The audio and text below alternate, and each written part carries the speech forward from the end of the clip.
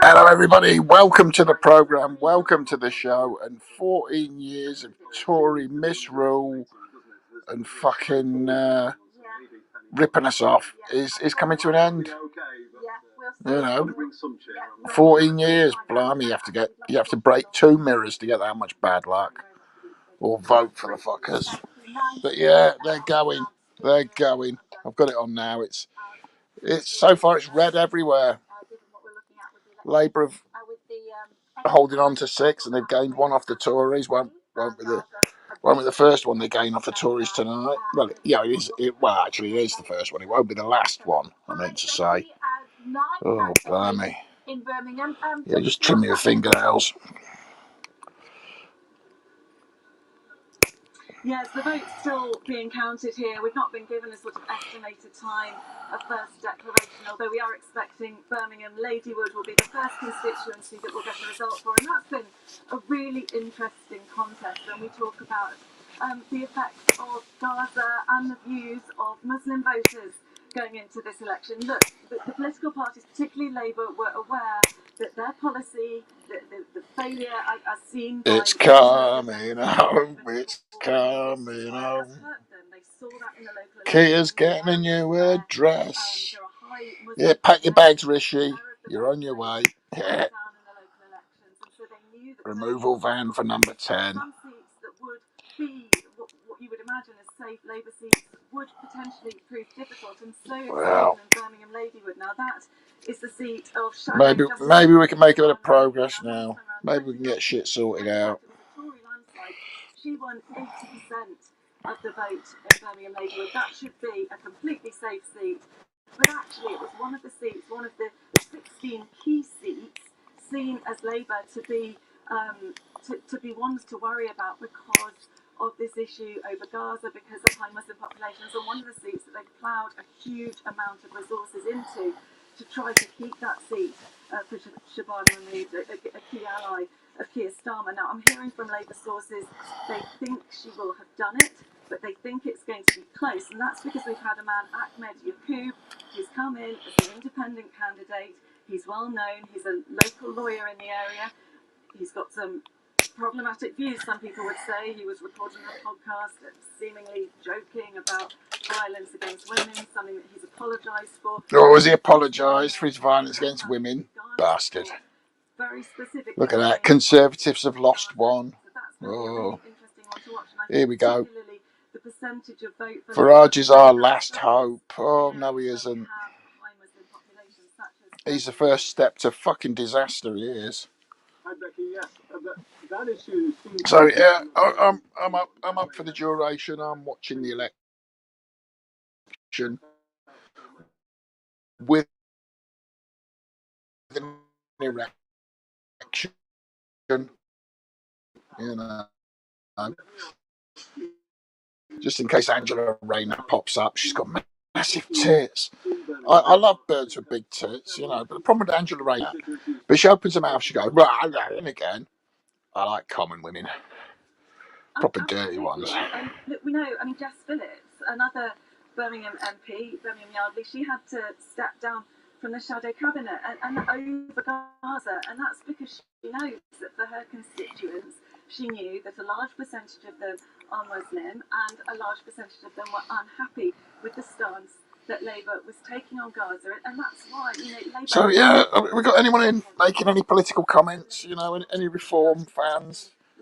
Anybody supporting Nigel? Oh, fucking Nigel. But we're not expecting them to win the same share of the vote as they won last time, despite the national picture being reversed. And that is because we are expecting Muslim voters to punish Labour. We've got a couple of other independent candidates as well of Gaza, and we're expecting those candidates to take votes away from Labour. So although those seats will probably go Labour, they may win a smaller share of the votes than they did last time around in some of these Birmingham constituencies. Thanks, Becky. The boss is back. I've heard you. We've already got the vote share up. Labour 46.9. Reform 23 point something. So It'll be interesting to see fucking the Conservatives in Parliament with a fucking massive minority. It's worth looking Or a at the map, tiny isn't it? minority, Because whatever. we've had this concentration of results so far in the northeast, of which Gateshead I think is the most recent. There it is there. But we've also had the results. Conservatives down 20% with the vote share. Yeah, they're fucked. Starting to kind of get a little bit more variety, but for the time being, we've only got a small number to go on. But so far, the exit poll really doesn't know those numbers. You know, you're seeing them on your screen coming up, and you're kind of perhaps wondering, are those actually borne out by the results so far? The short answer is yes. The short answer is so far, they are definitely, you know, the results we're seeing are within the realms of what the exit poll was suggesting. So, for instance, Gateshead Central, okay, the exit poll. This is all the exit polls projections. 51% for Labour, a little bit lower on the result, but I think that's kind of within the realms of what you might expect within the realms around 45% is the actual result. That's the actual result. Reform. 18% said the exit poll turned out to be 21.4, so a bit better. And some of these exit polls actually reformed to a little bit worse than the exit poll. Some of the results. Lib Dems more or less bang on. Conservatives a little bit better. Areas you're seeing. So, for instance, in Gateshead, we can also look at some of the demographics here, and again, when we kind of take some of those facets, these are the kinds of things. Yeah, it's going to be very boring, actually. Data points that a lot of the modern. I wish I hadn't bothered. Well, definitely when it comes to the Leave vote, that is one of the things that's been borne out here. But final thing I just want to kind of underline, have a look at this. This is just, again, showing you the exit poll numbers, but giving you a sense of what it would mean. I bet Farage's just going to do a Trump, innit? He's going to go, I demand a recount. We were stitched up. Each of these represents a constituency across the UK, and that's not geographically accurate, but it gives you a bit of a sense of where these constituencies are. And broadly speaking, look, that's what we're talking about. We're talking about Labour. That poll's closed at 10, half one now, so it's been 3.5 hours. The Labour Party would need to get to well over that line, and the Conservative Party really a shadow of its former self. If you see it there, there's the Conservative Party, 131. Yeah, let's see what's going on with Jay Slater. I wonder if he's coming home. He's coming home. And one way we can do that is by looking at the results versus what actually happened. Again, here's a little sneak preview of that. Okay, we've had a few constituencies so far. There's Newcastle, there's Washington, there's Swindon South, there's Sunderland Central. And this is just tracking the reform votes in these constituencies versus what the exit poll was suggesting. And actually, Jay Slater admitted to stealing a £12,000 Rolex just hours before disappearance. MPs by the end of this process. Oh Christ! If he's nicked someone's Rolex, then yeah, it could have been murdered. But like I said, it's early days, and we're talking really about a small number of constituencies. And as we get more constituencies, we'll update that. And I want to show you that as well later on for the Conservatives. We'll show it to you for the Labour Party as well, because the trends matter. The trends matter. I'm just being told by Isla that the reform is second, and the Conservatives under 20% in all of the North East constituencies. Yes. That's the exact. And I mean, looking for instance, so that was Gateshead. When Gateshead back up, just these the actual numbers. Just look at those numbers. I mean, what we are seeing is potentially a redrawing of that map with the Conservatives down in fourth place and Reform there with 21.4%. I know, because it's only just come out. So it's breaking news for you. Sachios at Labour winning, Labour hold, I should say, Reform second, the Conservatives into fourth place. Oh, Conservatives in fourth place. That's no use, is it? Yeah, I'm watching. We've got 9 seats so far. In the case of Angela Rayner, quite a large seat. Got big bum, she's got big boobs, she's got everything. Big tits, huge bum, everything like that, you know. Angela Big Bum Rayner. She's got nice hair and all. Let's objectify Angela Rayner because she is lovely looking. But the turnout for Keir Starmer, well, Keir Starmer, 54%. Love both, I would say, but you think Farage with the big gatherings to have a turnout of lower than 60%.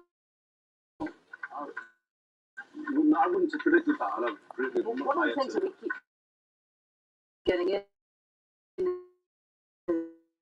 is you'll see on our phones, it's not because we're usual that we're not listening to each other. We've got lots of information coming in. One of the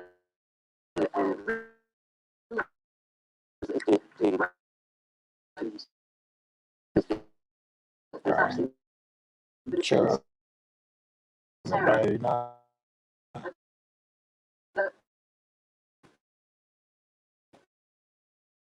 Labour. Oh, she can go a bit tubby though. Very close in Robinson, which is a bit exactly one former. She's chatting. Take it back. No, sorry. She's well padded. She'll be a comfortable shack. Yeah. I'm just waiting to get a viewer.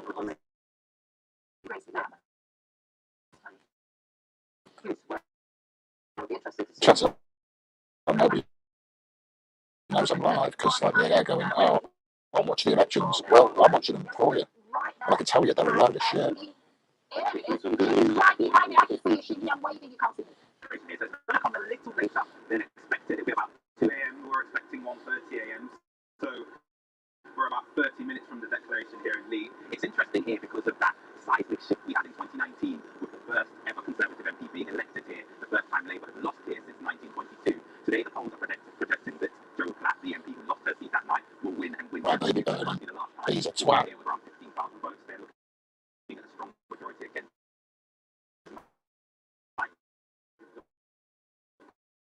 Polls are correct. And I also just wanted to reflect on why that was a seismic victory. This is a former mill town, a former mining town, in and around that red wall,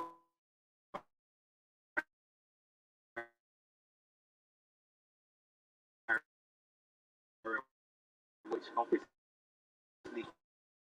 collapsed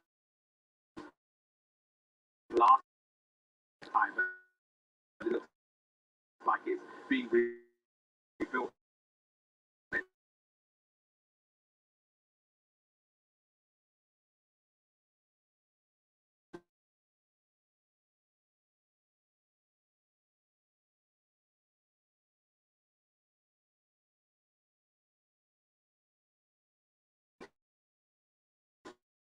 In the northeast.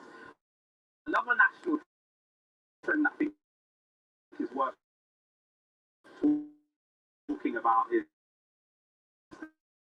that reform vote. So here we've been talking to the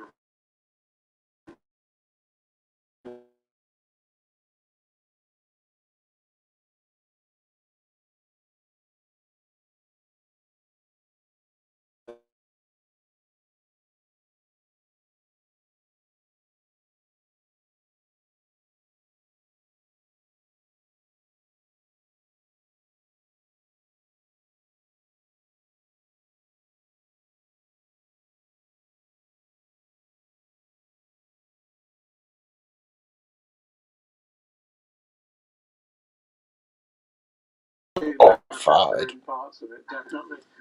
Foundational document. True.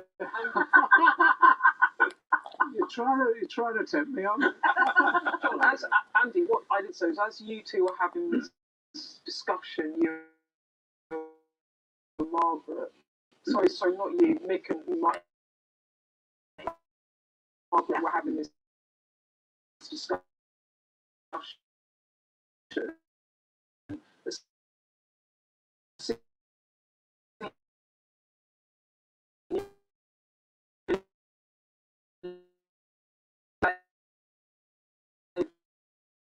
The figure texted me and said more seats does not mean more money. The point being, even though the majority is going to vote, it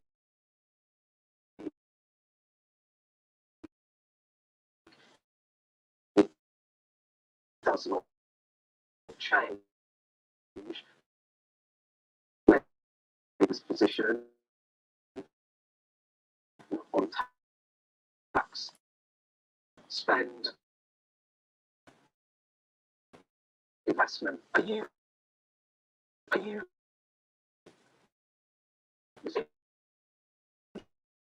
intensely relaxed about that the situation? They're going to have, I think, the most toxic inheritance any Labour government ever had. That's the first thing. The second thing, they've got a limited programme that they've campaigned on the six policy areas. They'll implement those. But the reality is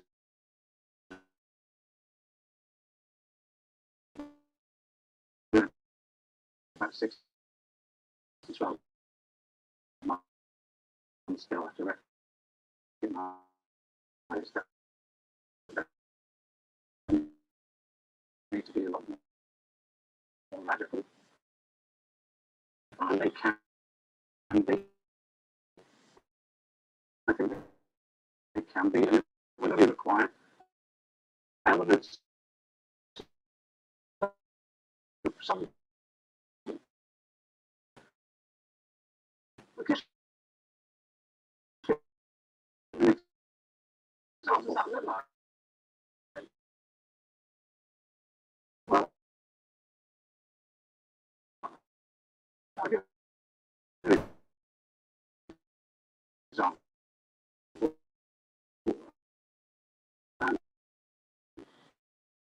One of the key issues that's come up in this also me, my constituency,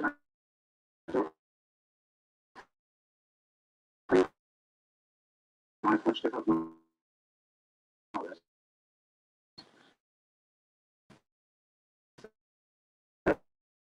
Percent of our children are in poverty.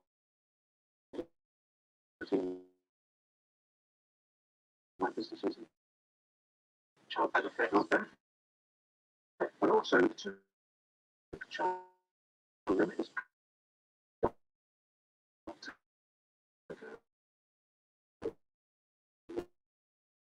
yeah. And so issues like that, I think they'll shift onto because it's obviously inevitable if we go to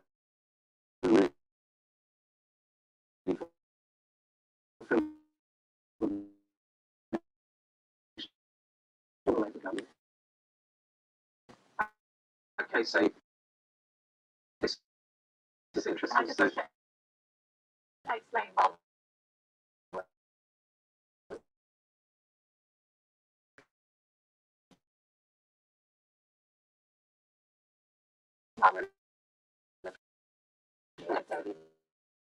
never come back because it looks as well as definitely. And in terms of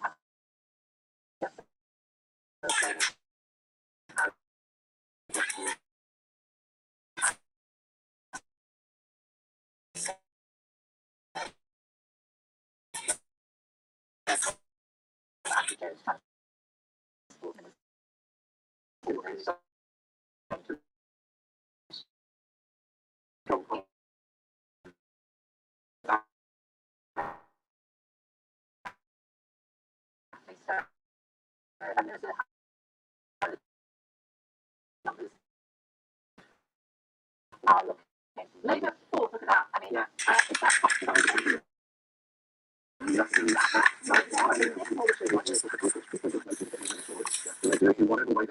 Yeah, well, nothing much happening. Nothing much.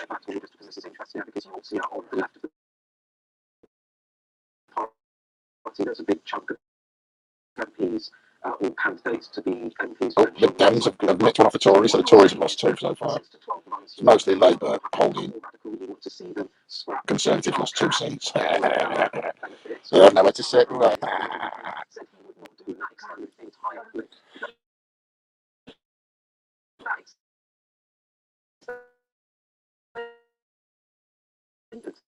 The Parliament.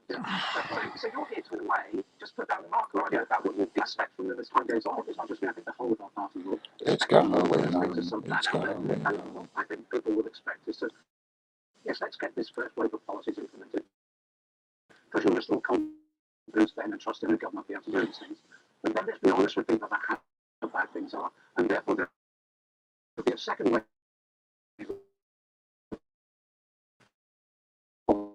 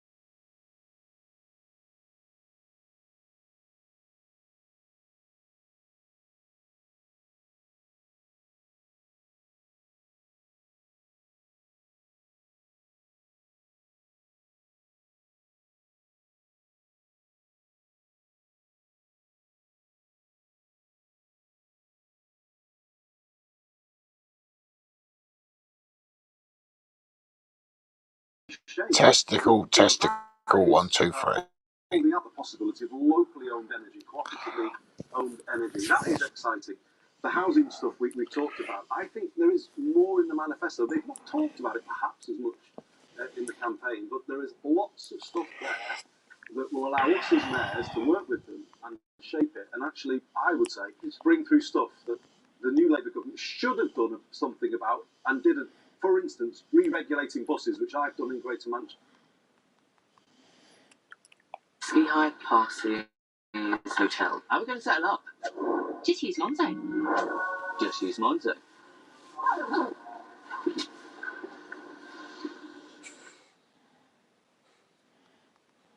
Got to Be Powderful Styling Powder for instant volume and root boost by Got to Be. Of course, also waiting for Basildon and Billericay. We were expecting that to come shortly after midnight. 2 hours later, they're about still waiting for that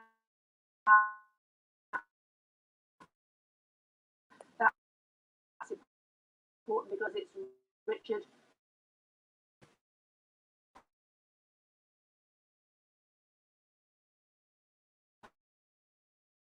Holden's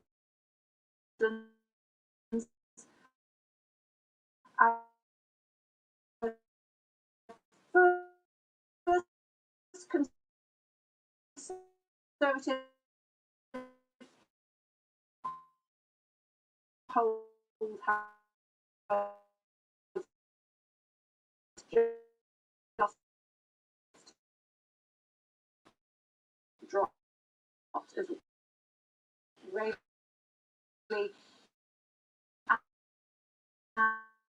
and Wickford, the first Conservative hold, Rayleigh and Wickford, just telling you about Richard Holden,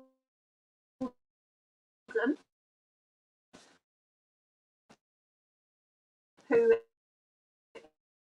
is the chairman of the Conservative Party, one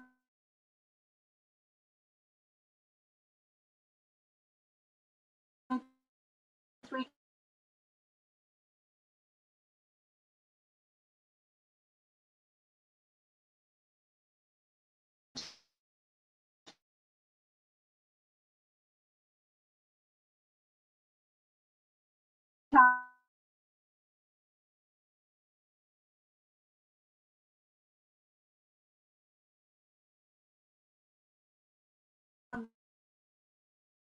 of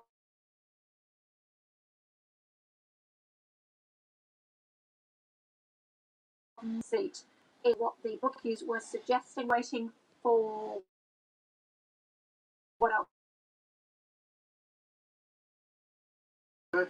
Fighting and Osborne. Austerity, Then Boris terrible. Johnson comes along, and to be honest, he's a congenital lie. And that those images of the Queen burying her husband and their parting at Number 10. How do you feel when you see this guy, Jeremy Corbyn?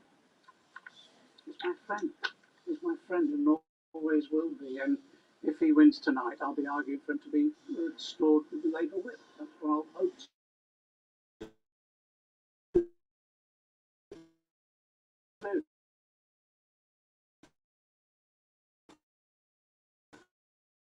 That's what they do.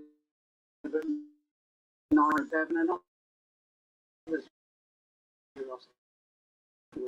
But to finish my point, I think the turning point for the Conservatives was this trust budget.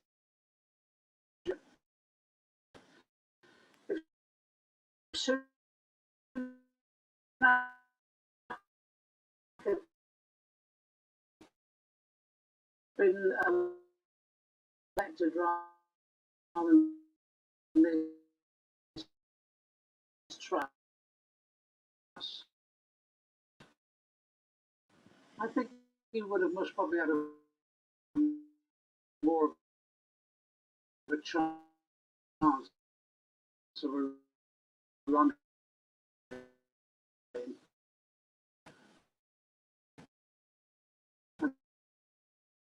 The loss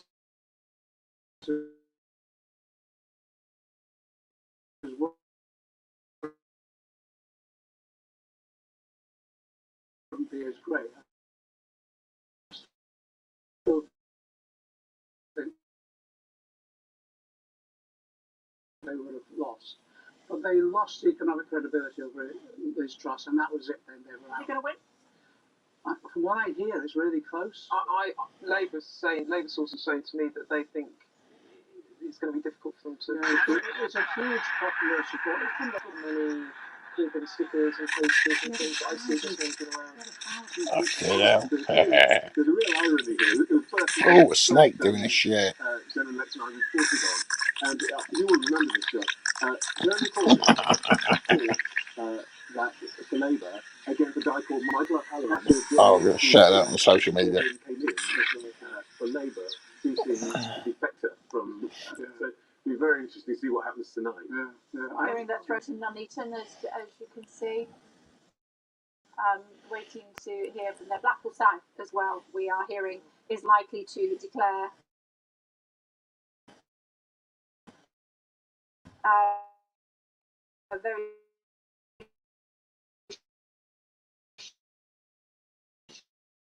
short the reason for that it's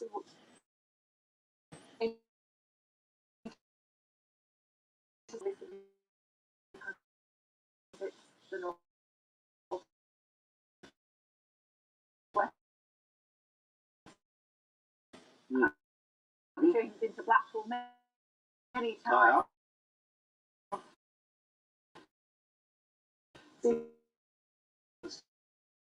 But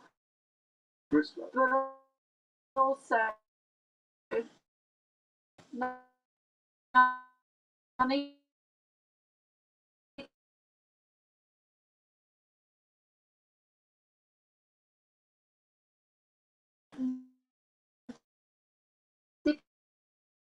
declaring here we go.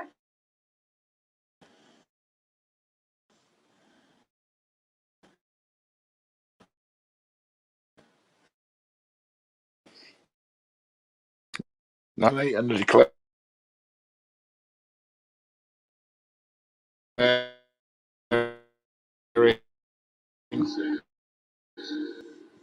John Robert Hamer, the Workers' Party, 967 9059. Marcus Justin, the Conservative Party candidate, 11737. Greens are going to beat them. So there you go. Conservatives into second place. A Labour game.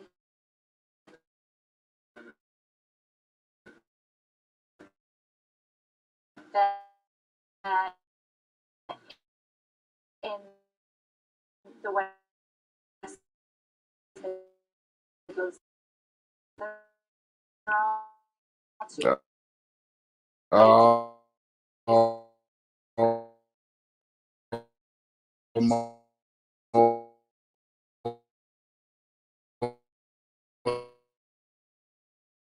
like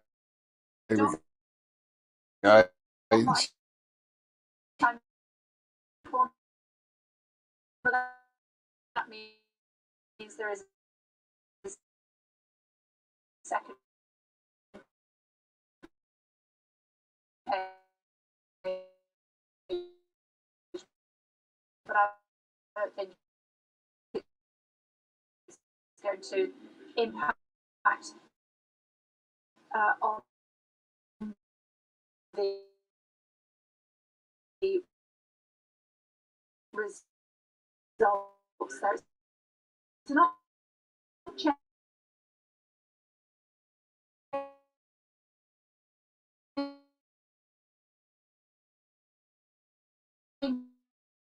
seat that one some notoriety in 2015 when it was the first marginal to declare. Can I Conservative lost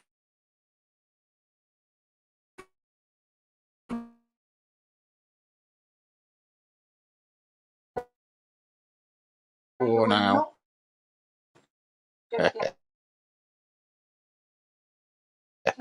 Being the biggest party, Oh, it's not good. Stay has taken that. Yeah, Nuneaton is one of these foul weather seats in the West Midlands, again, one of the red rural areas. We would absolutely expect Nuneaton to change hands, and there it has. Marcus Jones was the former MP. Here's his lads coming to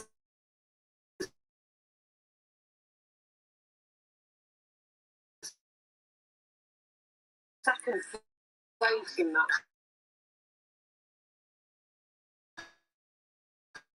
given what's going on in the...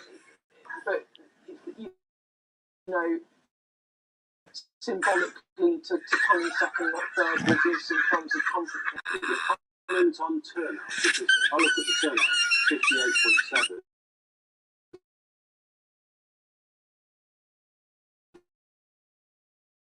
Yeah. Yeah, Oh, there's a bucket. You bitch. You bitch is coming to get her now. I'm going to get you. Flip flops falling off. She's throwing her flip flops. Lower.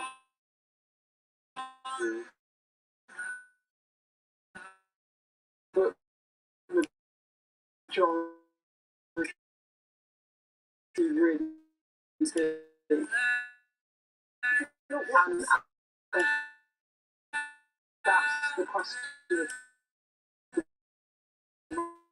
under the number of sort of themes that have been discussed during the course of this campaign. The number. Yeah, well, I'm just waiting here. Just waiting. See if anyone comes in. Oh, Dutch oven.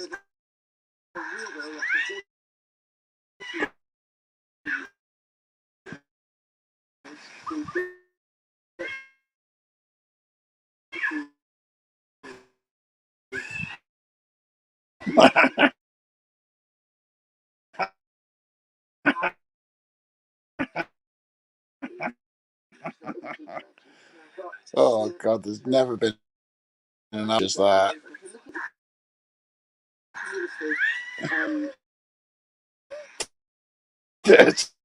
You can't. On the ones that we've seen so far, massive kick from Tories. Labour's only up 2 points. Only up 2 points in circulation. It's not a high loss. No, it's not. So that kind of almost anecdotal. Yeah. You know, we're not that enthusiastic about Labour, but we're really the Tories.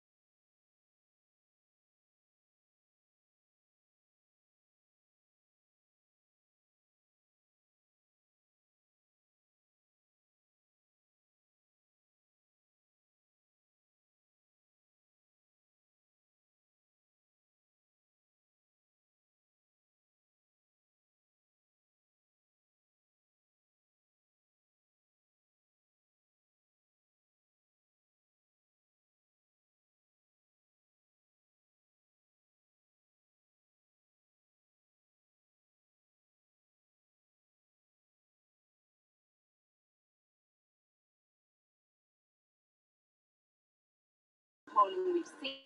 So he's only got a majority of just under 11,000. Labour need just a swing of just over 10% to win here.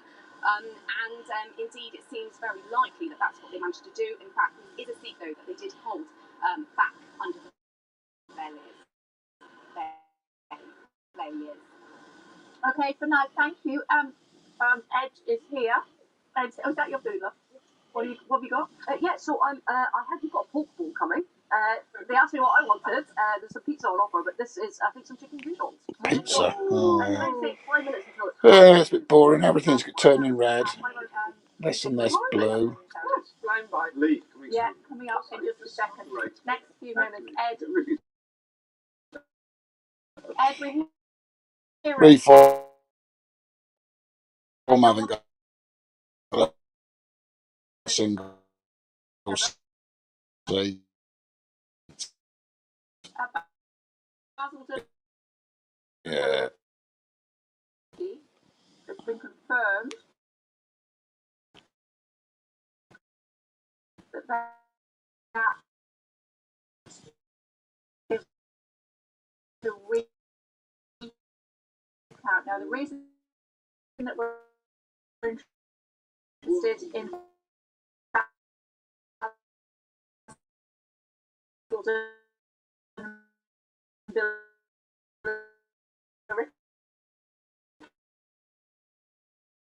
is because it's Richard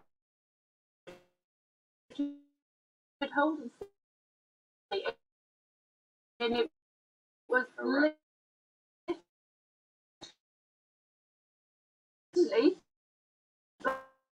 bolted on. He was guaranteed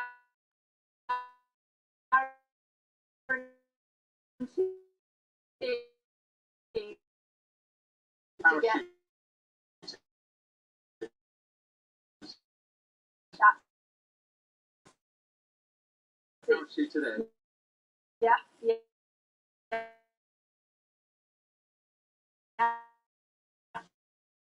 I've been fed up with saying parachute. I was trying to give another way of saying it, but we can go with that. And there is Ricky. Yeah, recount, eh? another chart. Oh, I love a good recount, mate. Look at the map first of all. Okay, look, just you can see how we are starting to get a little bit, because before I was telling you it was all about what was happening in the northeast, but now look, you can see Rayleigh and Whitford over there, and Harrogate as well. We're starting to get some stories telling us a bit of the other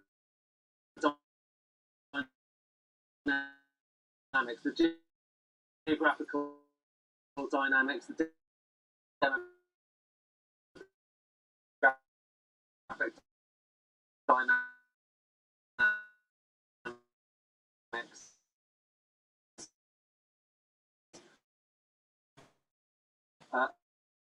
Around the country.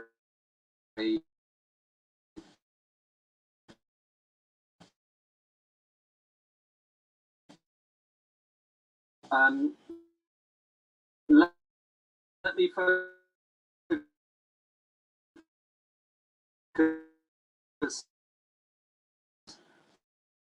first of all on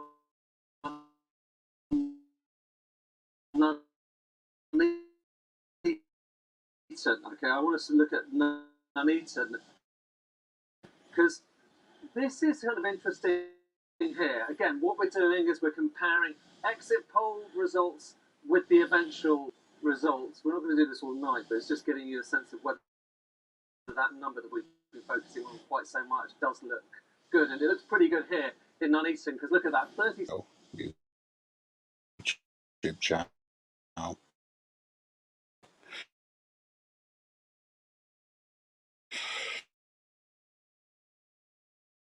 So, the old days, you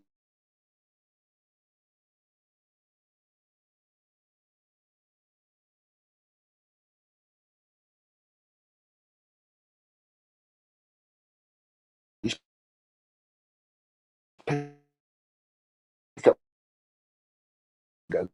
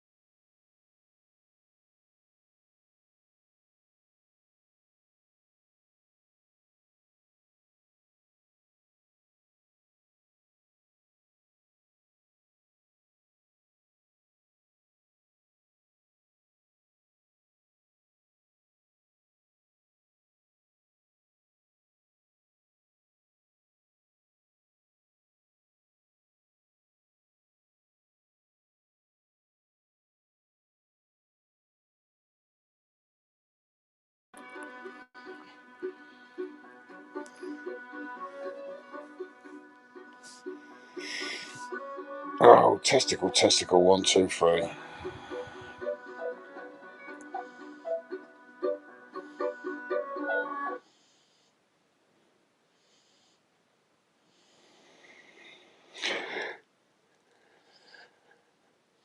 Without necessarily increasing their share of the vote dramatically, because that's so far it's not going up dramatically. We've got Sadiq Khan's waiting, but I just want to. Oh, sorry. Just Sadiq Khan's waiting. Anything particularly that we can see from London yet? No, it's just that's the whole point of the Labour strategy. It's been to not pile up. They've been trying to not pile up the vote in areas where they're already winning, and they've been trying to pile up votes in marginal seats. So that is not a surprise to me because that's part of the strategy. Exactly, but I'm going to shut up because there's one person. In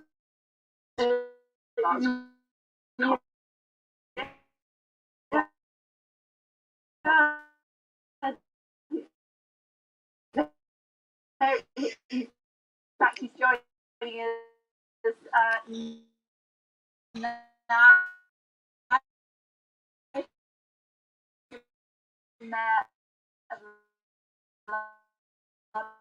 London, Labour's Sadiq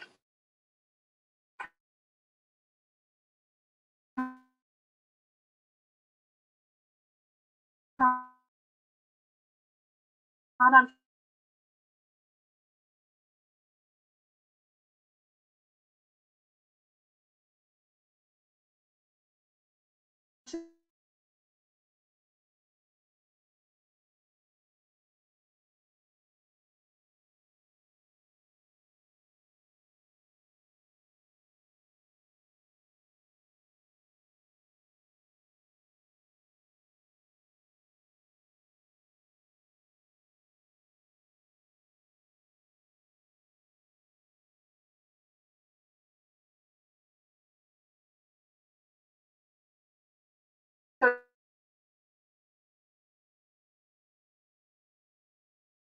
your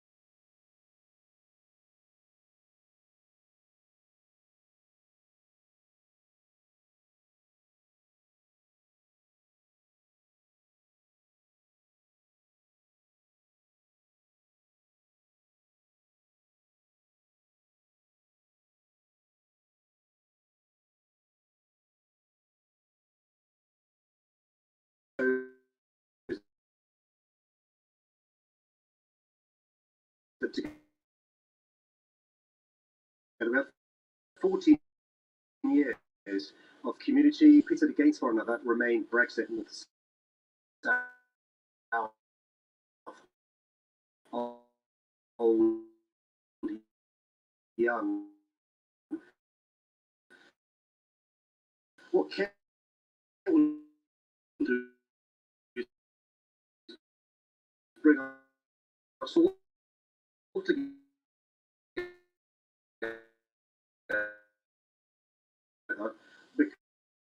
because, frankly speaking, we've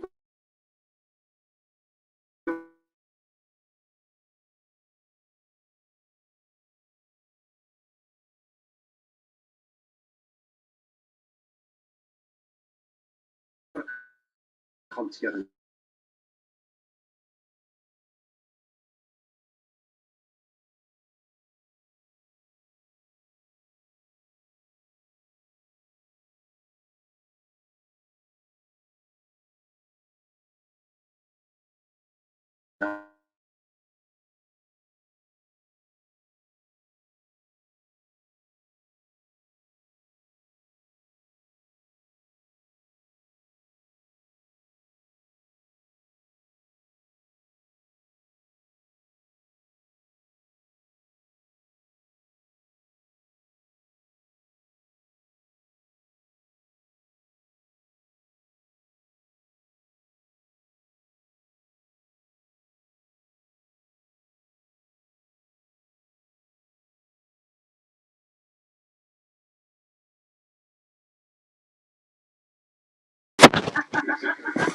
Massive victory tonight. The majority 170, and I can't wait to work with this great fan that's been waiting.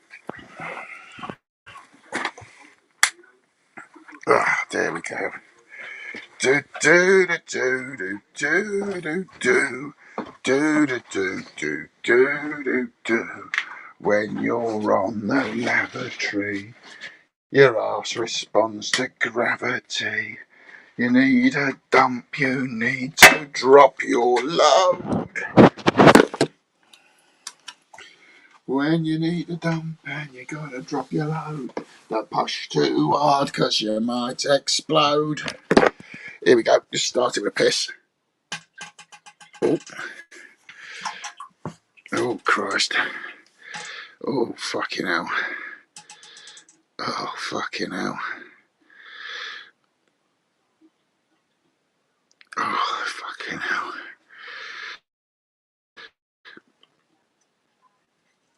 Oh, shit now. Oh,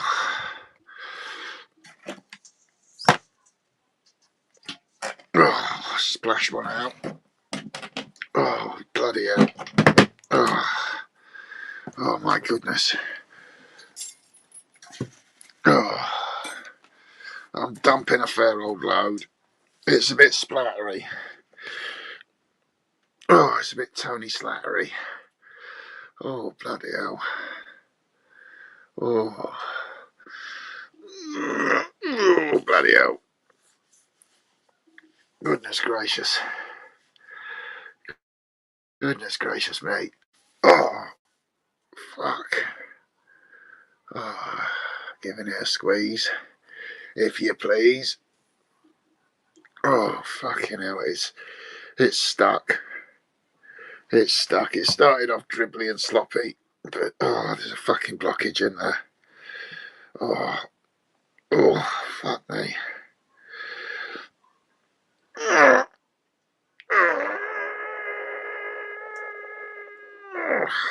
bloody hell.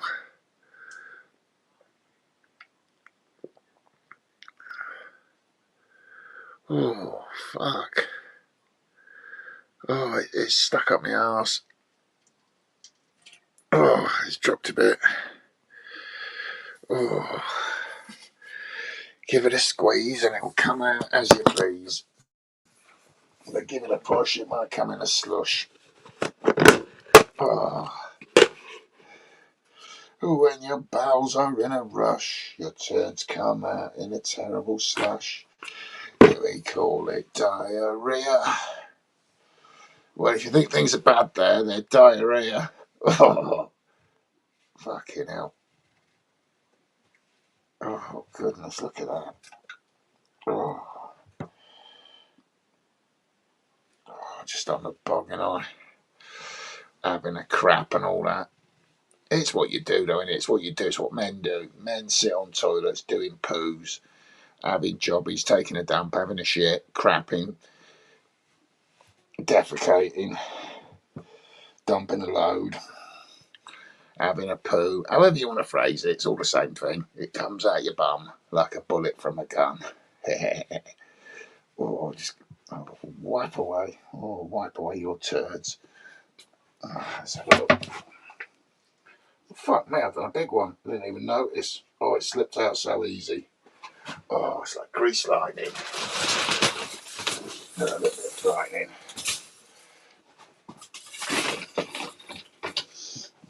I'll get doing my hobby.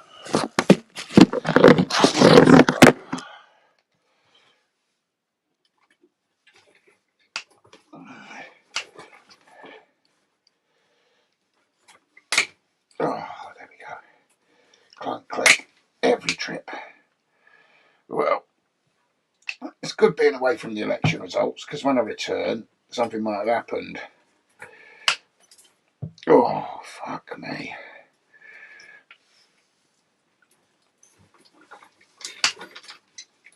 We only have it every 4 years, don't we? It's often enough. This boring shit. But it's going to be a big change this time. Oh, fucking hell.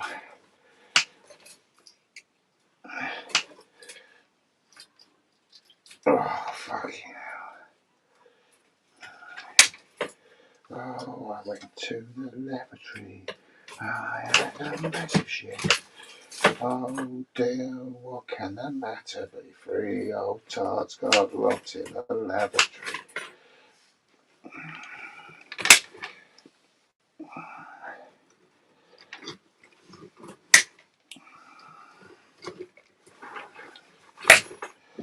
Yeah. Yeah, I've got the remnants of a mattress in the bathroom. Right, what I do is I come in and I've been chopping it apart with bolt cutters. You just get a knife and you take the covers and the padding off, and then you're just left with all this metal work. So chop it up with bolt cutters, and just put it in bin bags, chuck it in the bin. You don't need to pay the council 20 quid to come and remove it. Save a few quid, just put it in with a regular garbage, chop it up into small pieces. Works for dead bodies as well, but don't try flushing them down the toilet,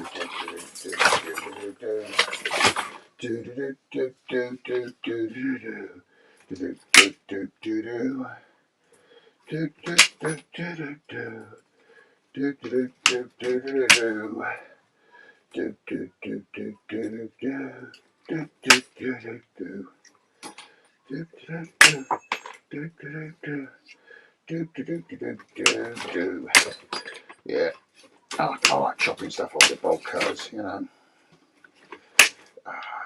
Good fun, it's a good tool. Bolt cutters, angle grinders, chainsaws. Yeah.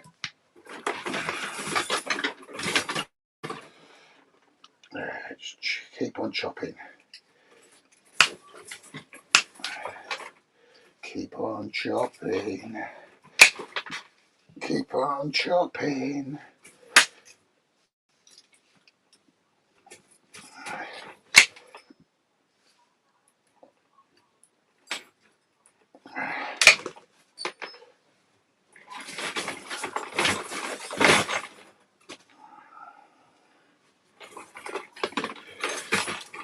Oh yeah.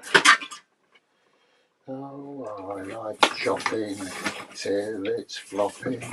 I like chopping up the stuff. Oh, there we go. Oh, I'm making progress on this one. Let's keep chopping up the springs. Looks like we get sort of like a metallic sort of spaghetti when you finish with it,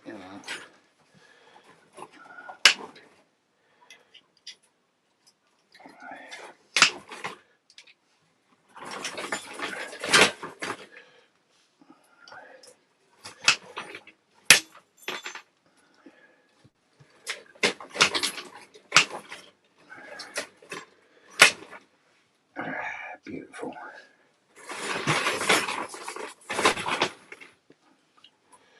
Keep on chopping till your winkles flopping and the trouble stopping in your life.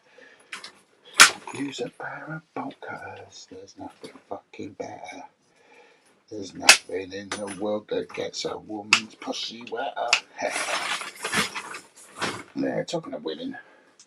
Yeah, not been doing too well. I seem to be catching loonies all the time. Loonies, they come to me, don't they? Yeah.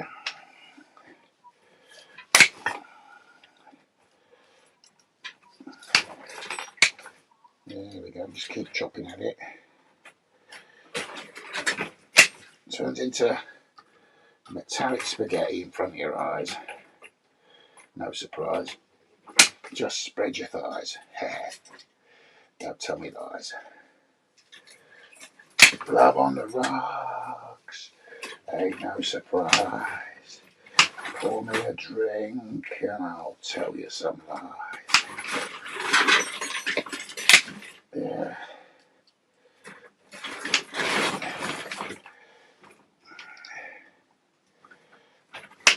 Oh, anyway, that's enough of that.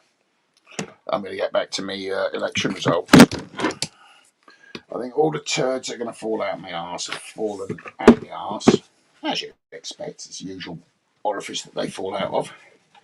Be surprised if they came out of anywhere else, although people do say that I talk a lot of shit. Yeah, nasty people. Yeah, they say they're the ones that are talking shit. Mind you, if I look in the toilet and my turd starts talking to me, then that really will be talking shit. Yeah, talking shit. Talking shit. Talking shit. Talking shit.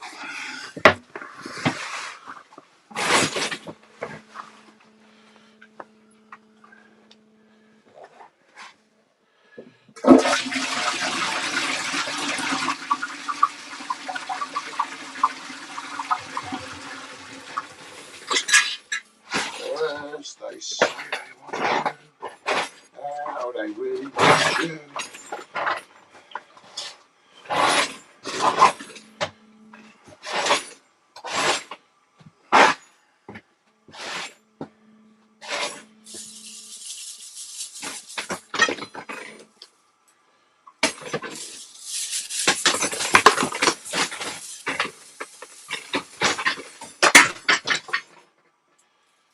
Yeah, that's come along a bit.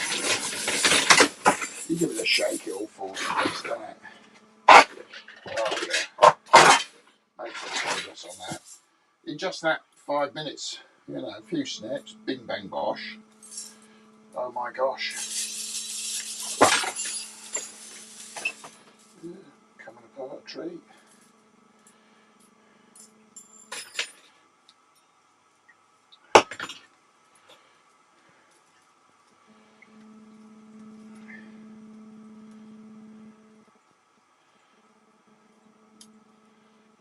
There we go.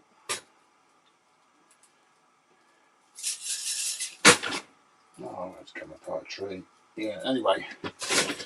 Oh, my heart's on. Fucking hell.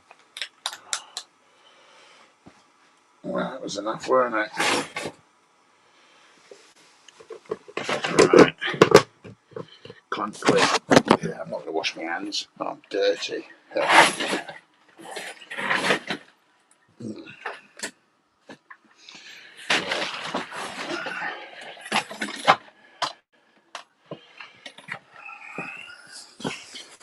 Oh, we'll walk the wibbly wobbly walk.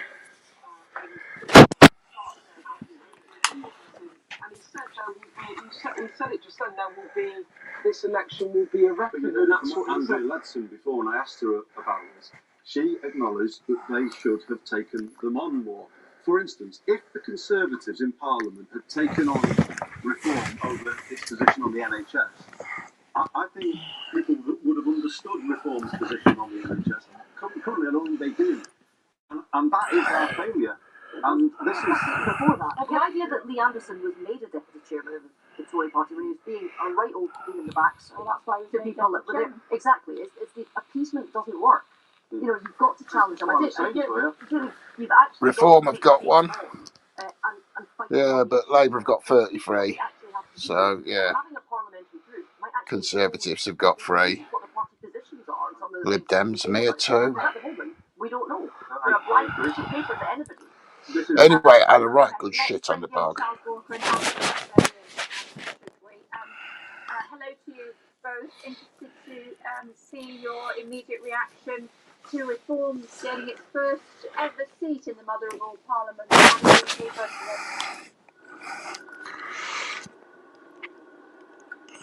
So yes, interesting to see that Lee has indeed won that seat. Obviously, worked hard, charismatic, and a very front man for reform. Up here in the northeast, what we're seeing is reform, as you said, coming second. It's a very loud voice for reform. It's in Labour facing and now winning seats here, they're taking Labour vote. What that reform message up here on the northeast doorstep is about illegal migration. It's sorting it out. My worry then, to your point about what do they stand for and what will we hear from them in Parliament, is that they have taken away the one party that was actually delivering what they wanted, which was the Conservatives. So I think it's going to be a challenge for them to persuade Labour to do something other than stop the Rwanda flights and allow greater illegal migration. So it's going to be an interesting challenge. Councillor Walker? I'd just like to point out, because you were looking at the exit poll, that Broxbourne, my former constituency, has just been held with a majority of 3,500.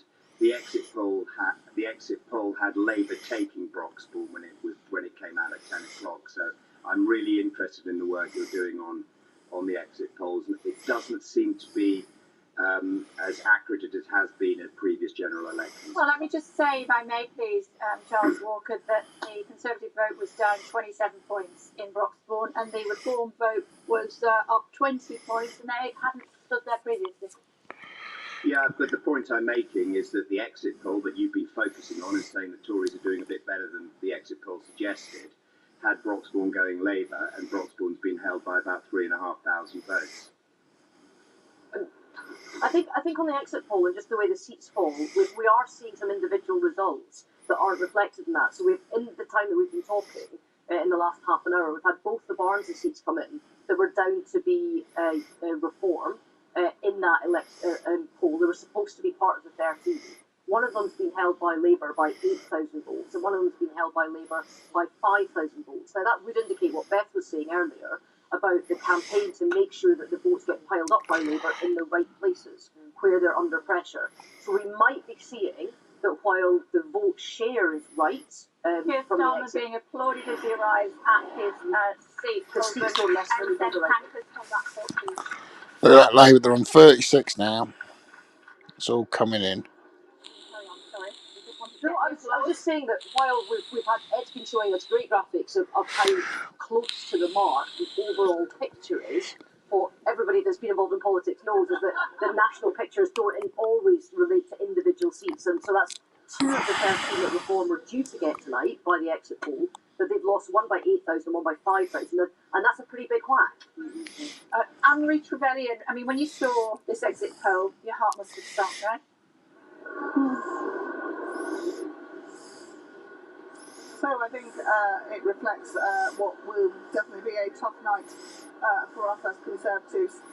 Not as bad as perhaps some have said, and I think we're seeing this 36%, 26% turnout rather than a gap that's more dramatic. It will be interesting to see exactly as you say at an individual seat level, and it's good to hear about Broxbourne, but actually those seats are very valuable, and it is the hard work on the ground, it's the incumbency, and indeed it's the effort across the piece. So I think we will have to wait and see as the evening goes on how that rolls out. But there's no getting away from it. This is a really tough night for the Conservatives, and we will need to regroup and really pull together on what those key policies are, which speak to our constituents, and we know what they are, and we need to make sure that we're focused on them going forwards. How much is this down to Trussonomics, would you say, Anne-Marie Trevelyan? I remember chatting to you when I was in Downing Street, and there were rumours that Liz Truss would be losing her title within 44 days, and I said, I'm going on holiday for a fortnight, will she still be in power when I get back? You said absolutely, she didn't even make lunchtime.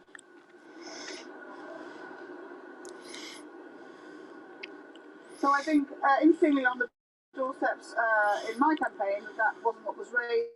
Issues around migration, cost of living, going forward. There's real anxiety about the risk of tax. Small businesses in my patch very worried about what Labour might do in terms of squeezing them. But know that the trust. That Torsten Bell, Chief Executive of the Resolution Foundation, has been elected in Swansea West 5th. Yeah, not a great result that. But just going back to Lee Anderson, the Conservative Party should never have entertained him as a vice chairman. Many of us warned the high ups in the party that he wasn't a fit and proper person to carry the Conservative flag.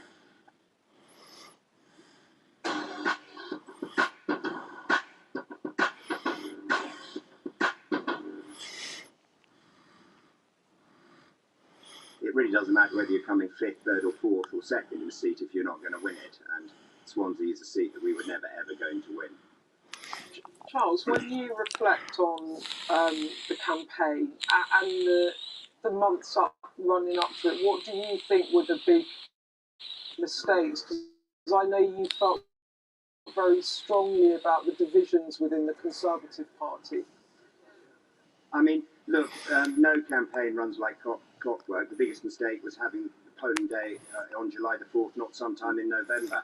November, December, it's clearly it is clear that Nigel Farage has ignited reform by his return to frontline politics, and that has done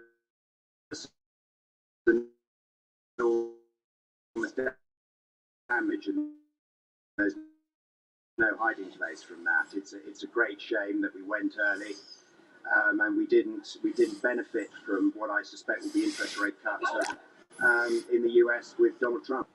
Massive miscalculation in many of your colleagues because of the decision. I'm not angry with Rishi Sunak. I'm enormously fond of the Prime Minister. I think that it was a tactical, strategic error to go early. Obviously, the bones of this defeat will be picked over in the coming weeks, and a post-mortem will be done. But, I'm so tired of being angry. Politics is too often about anger. I'm disappointed. I'm terribly disappointed for my colleagues who are going to lose their seats tonight. Okay. And by the way, if we had the general election in November, we would have had a better result. Labour has gained Rushcliffe, which was Ken Clark's consideration in Basildon and Billericay. That was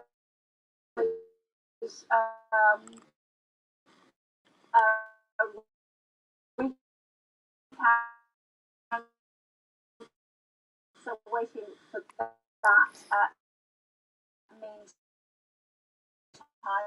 Let's bring Mark Austin, who is at the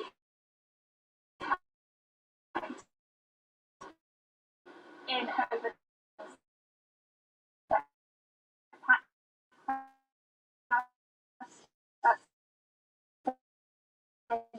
Pancras, I should say, otherwise known as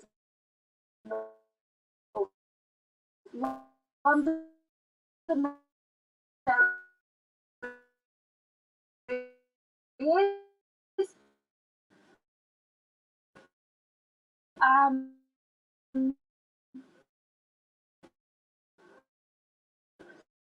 We heard the applause as he came in.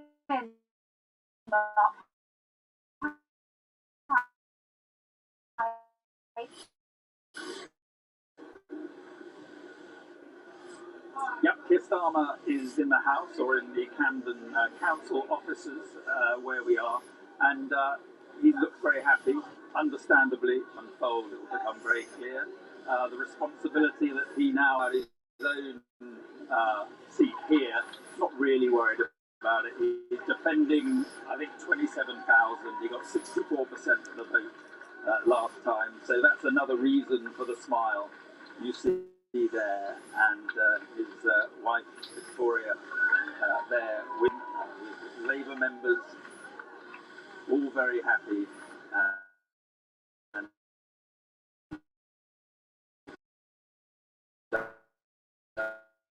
And he'll be speaking very shortly of recovery. In 2019, under Jeremy Corbyn, Labour won just 202 seats, their worst result since he has turned the party round. It's not going to be an easy job. Tamara Cohen is with this is more an anti-Tory vote. But that is very much pushed back on by Labour and by the team. Certain will be our Prime Minister in the morning and has just arrived here with his wife Victoria, both here in the next little while. First reaction, and of course for a really stunning result, their first majority from opposition in 27 years. He's pulled it off, and even 3 years ago, we know he contemplated quitting. They lost the by-election, Hartley poll, all looked so bleak even 2 years into his leadership. But now, having transformed the party, and I think he will be making that point specifically here to say that he transformed the party by job. I think his allies are very keen to stress his role in turning things around, and many people thought that would be the let's see what's going to happen with George Galloway. The election of a member of Parliament.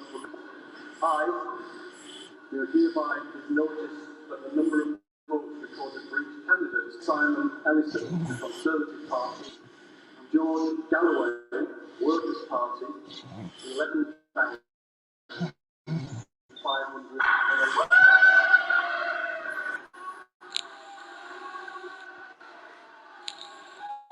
They seem very happy. Michael Daly Howard, Reform UK, 6,000.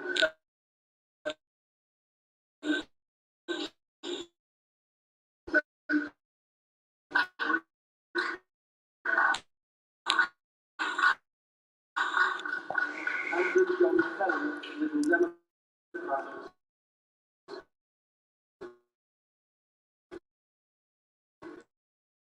2,816.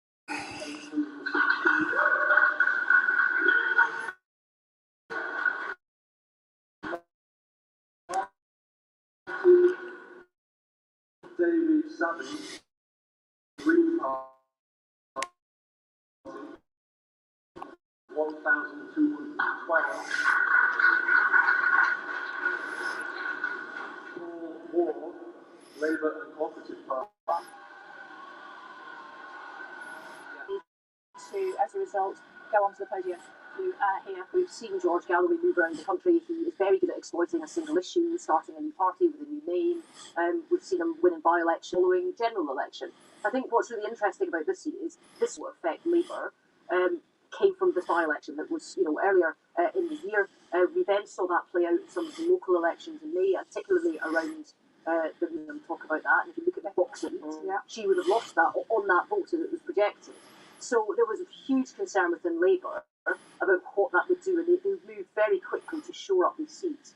The fact that this has gone back to Labour, the fact that it's Paul Wall, who is a candidate from Rotherham, but had come to Westminster, part of when he stood in he'd gone London, he'd gone a bit London, and he's coming back, and then the Labour candidate had said some things and wasn't allowed to, had their support withdrawn. He then became candidate for the general.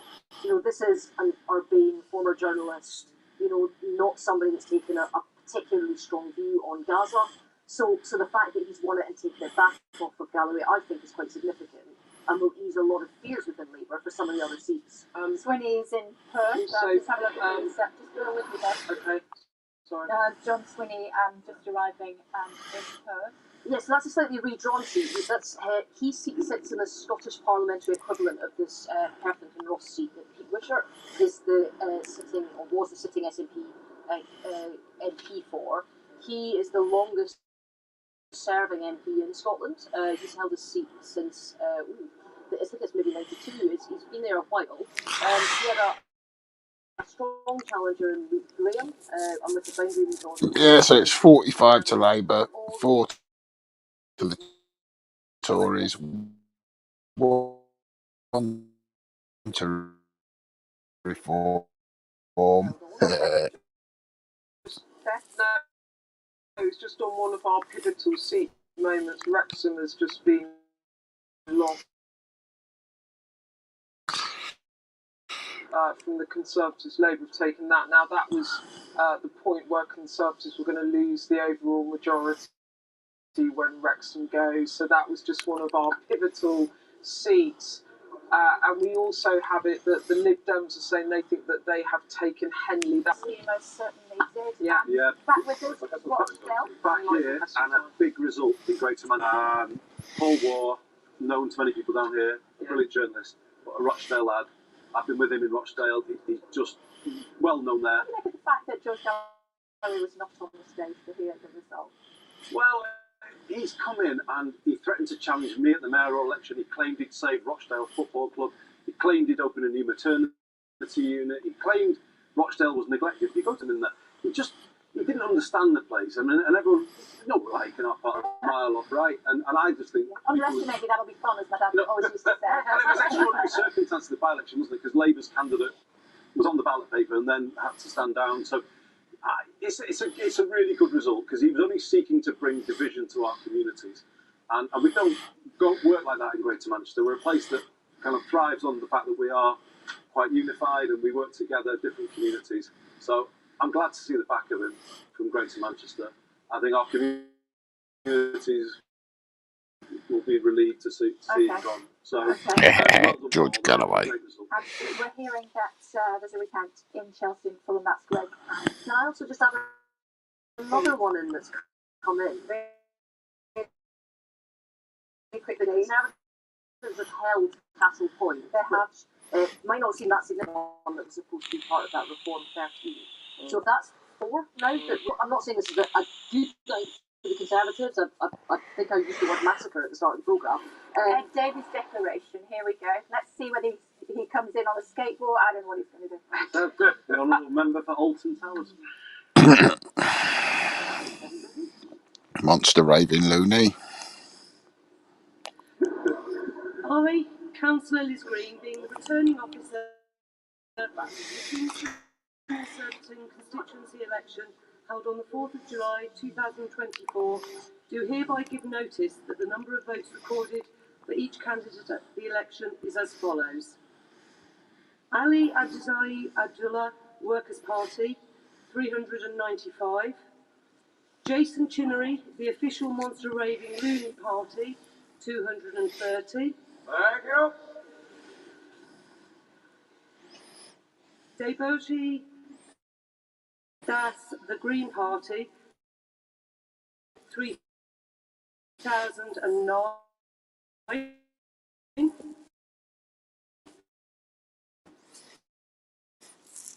Edward Jonathan, 70. Edward, the Conservative Party candidate, 8,635. Mark David Fox, Reform UK, 4,787. Eugene O'Dane, Labour Party, 6,561. Okay. Eunice, apologies, Eunice. Yvonne Tracy, Kingston Independent Residents Justice for We'll be listening to the acceptance speech from Ed Davey in just a moment or two. Also stand by for the declaration for the would-be Deputy Prime Minister, and that is Angela Rayner. Waiting for that in just a moment or two. He looks happy, he looks relaxed, he looks relieved. He is being returned as the leader of the Liberal Dems. And 61 seats is the projection from the exit poll. The turnout's pretty high as well. It's very poor indeed. It's a load of bollocks. In fact, it's crap.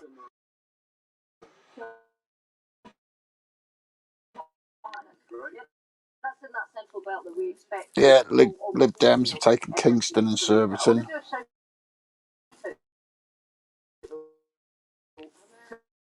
The local government in England I always forget because in Scotland we don't hear that. Yeah, here we go. Brilliant. Here we go. A great privilege.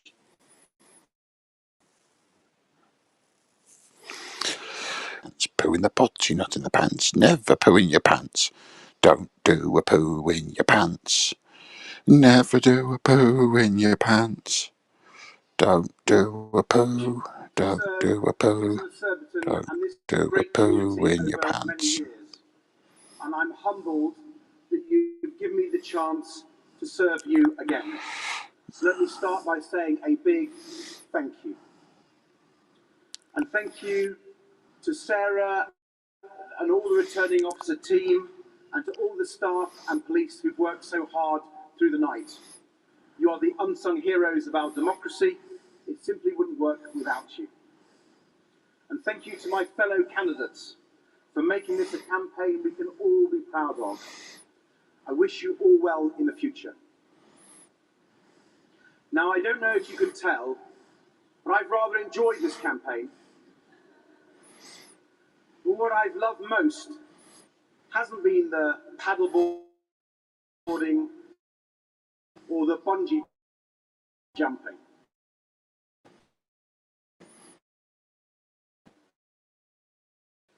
It's been speaking to people here in Kingston and Surbiton and across the United Kingdom about the challenges they face and their hopes for the future.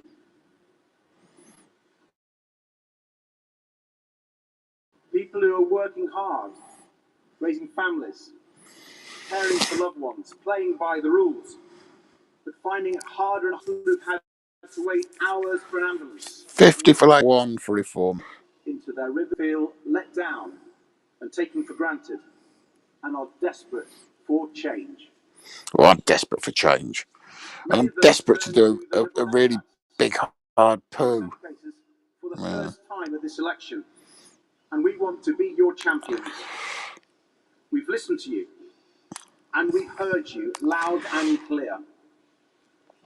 We put your concerns. Let's listen to Angela Rayner.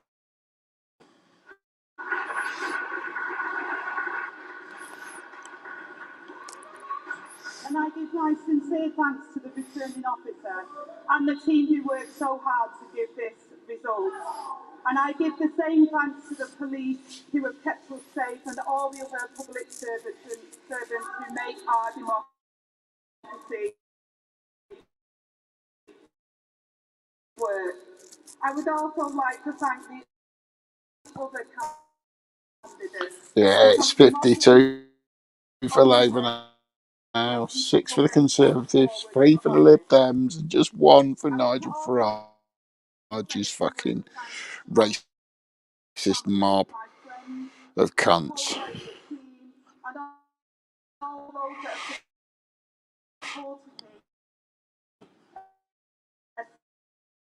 Especially my agent, Jake Cooney. You have been such a source of strength to me, not just over the last week, but throughout my political life. I hope to do you proud in a Labour government.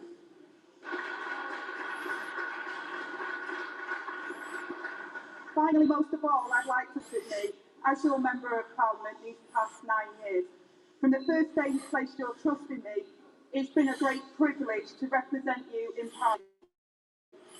But I'll never take it for granted. The most important job there is raising the next generation, the engine room of our economy. To the working people who are the bedrock of our country, there is no greater honour than to serve you. Throughout my the power that comes from our community. The people on Bridgall Estate who have always known me as our aunt, the teachers who have had faith in me, the carers who I worked alongside, and the trade unionists I stood alongside. From all of them, I learned that by working together and never taking no for an answer, we can make change and make a difference. As they helped me when I needed it, I am now humbled to have the opportunity to make the difference for others. Because to represent this constituency is a privilege, but it is also a duty, one that I intend to fulfil.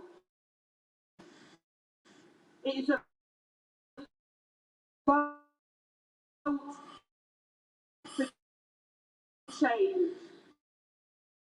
It is a vote to an end to division and to bring our country together, to replace self-service with public service, to take what is broken. Tits, yeah. She's got big tits, that Angela Rayner, massive tits, but she's got a nice big bum as well. With a real sense of pride that together And slag like that. desperately need. Yeah. Today is our chance to turn the page and start a new chapter.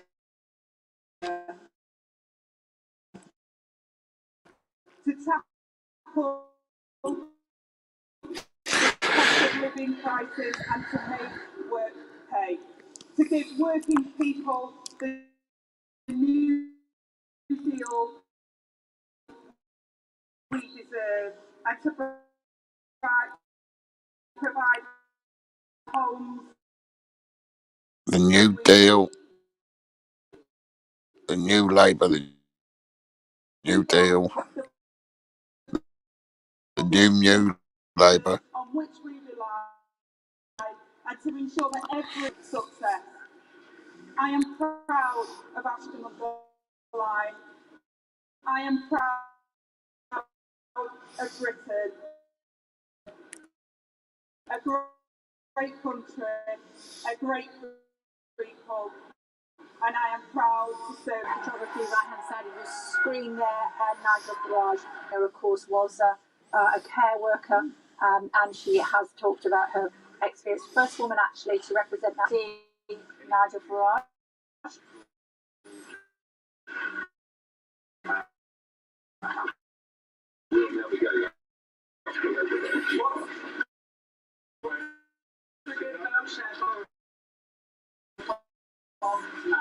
What do you want? Don't shout like. Really happy.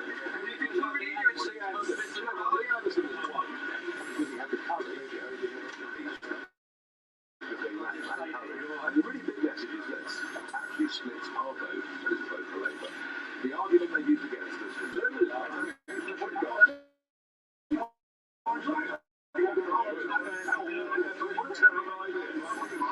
is talking about once there. Mary Craig.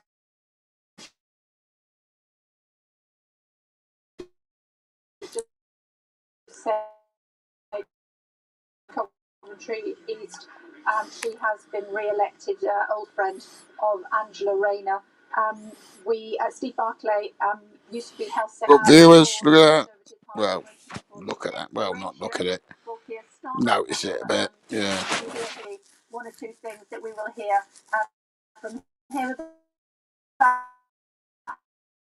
how he plans to run the next 5 years for this country. That coming up in Holborn and St Pancras. Well, Nigel Farage, the evening at the local appeal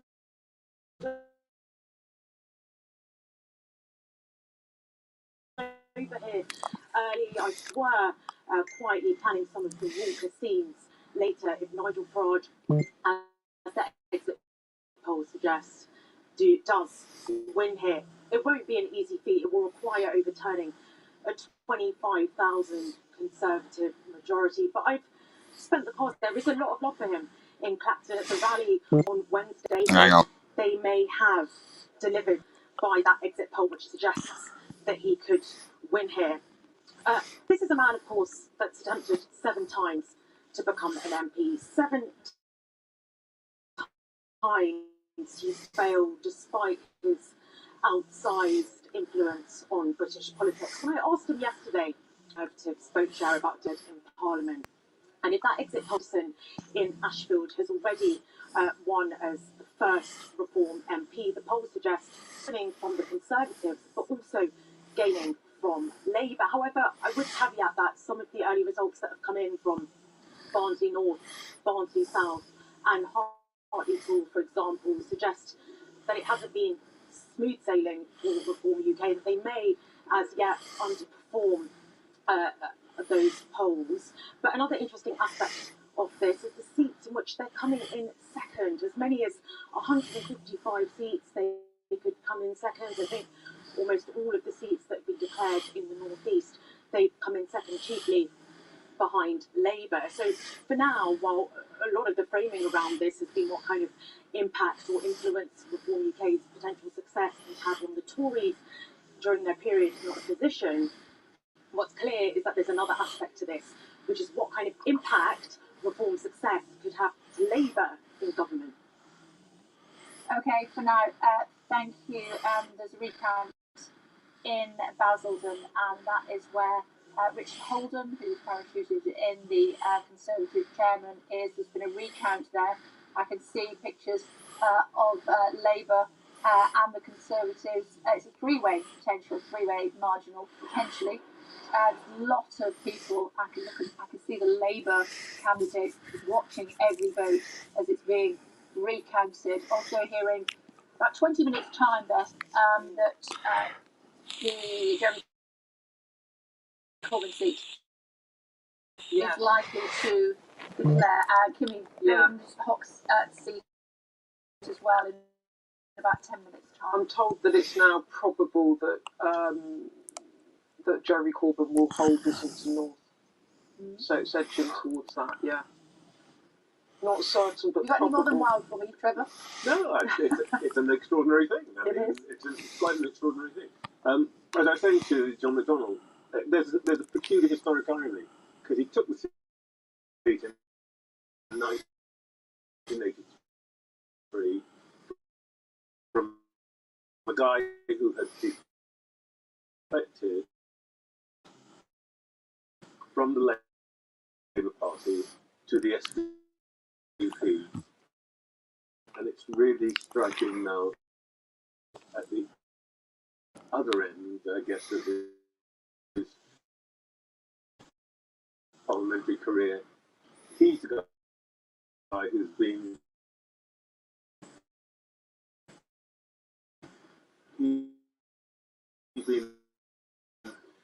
expelled from the Labour Party, but he's won. Yeah. It sounds like. Looking at pictures there. Nigel Farage waiting for his time. He will not be the first Reform MP in the House of Prime Minister. Ruth, of the two results in from Scotland, the average SNP to Labour swing of 20 points. Kilmarnock and Loudon and Dumbartonshire West. Possible the SNP will do even worse in the 10 seats that they predict. Yeah, we did hear, I think you mentioned that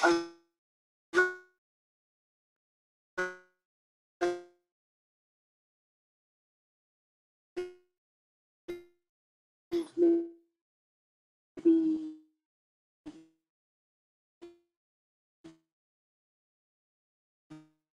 one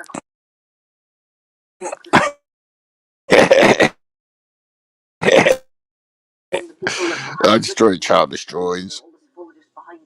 Yeah, that's lovely. The SNP down a lot at 10, but it looks as if that might be on the optimistic level for them if this is played out. A homogenous group, but you can't really just put a national swing across it. What happens in the Central Belt is very different to pockets in the North East.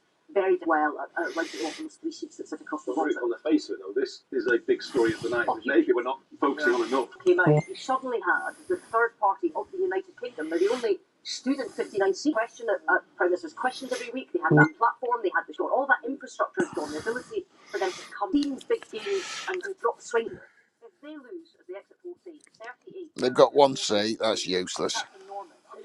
Actually, reminded me of something that Andy was talking about kind of Anasawa, the Scottish Well, Labour it's a leader. done deal at It's this true point. too that when you talk to people around Labour have town, 70 seats. Scotland, he said, "I want to govern for all of the nations," and was very. Here's Keir Starmer's declaration. All right, well, let's listen. Right. Oh look, there's Cousin Elmo on the stage.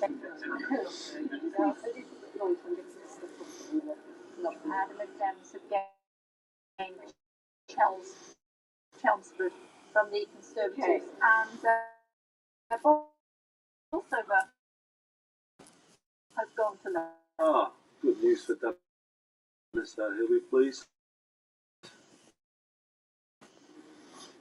Danny Skinner, of course. I, Jenny Rowlands, being the acting returning officer at the election on the 4th of July 2024, do hereby give notice that the number of votes cast for each candidate in the election was as follows. Nick, the Incredible Monster Raving Loony Party, 162. Ah, you bastards. Clinton, Liberal Democrats, 2,236. Andrew Joseph Feinstein, 7,312. Wise Islam, Bentul Kumar, Independent, 40. Marine Malik, the Conservative, 76. John Edmund. David Roberts, Reform UK, 2,371. 61. They got less than a monster having loony. 19. David Rocky. Keir Starmer, Labour, and 84. Confirmation for you that the new MP for Holborn and St Pancras is also likely to be the next Prime Minister. Keir Starmer. We'll be listening to what he has to say in just a moment or two. I can tell you that Harlow has been a Labour gain, key Labour target in Essex in the bellwether since 1980. Anyway, Was Robert Half I've been enjoying this. Committee was his old seat. He was standing down.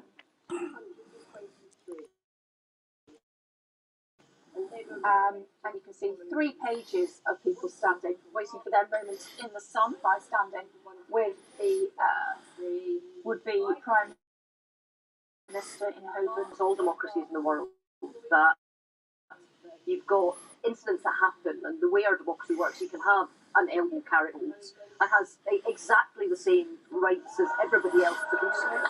And some of the vignettes that we have through the campaign itself, there's a lovely ring doorbell that Here from the next Prime Minister. It is a huge privilege to be re-elected to serve this constituency, the incredible community of Holborn and St Pancras. When my wife was born, for their love and support, and for keeping me closely grounded. Thank you again. And thank you, Mrs. Heard, and all the volunteers who've worked so hard over the last 6 weeks and beyond. Every door knocked, every leaflet delivered, every conversation had, it makes a massive difference. And put themselves forward for public service. Because in this room, right here, Westminster or Whitehall, but in town halls and community centres up and down the country, in polling stations and voting booths, and most of all, in the hands of the people who hold the power of the vote. It all starts here. And it starts with you, Change begins in this community with the people who came together to make life better.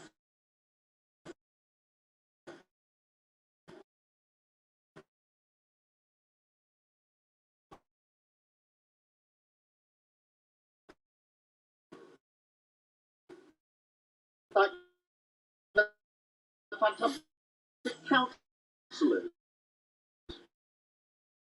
who work so hard for our area.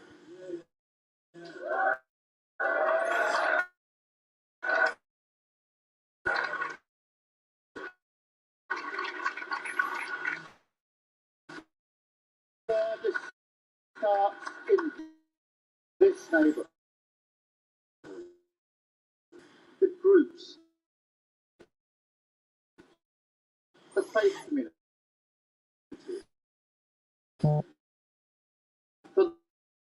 local organisations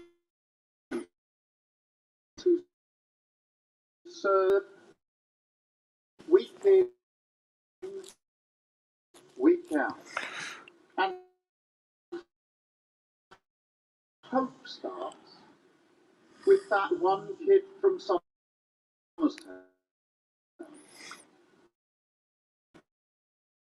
who dares to believe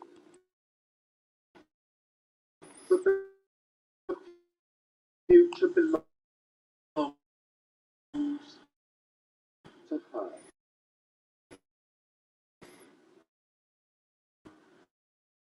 And with that, it will. Because I promise this, whether you voted for me or not, I will serve every person in this children to night crime. The pensioners who can't get the doctor's appointments they desperately need. The local businesses who struggle so hard to keep their head above water. I will speak out for you, have your back, fight your corner every single day.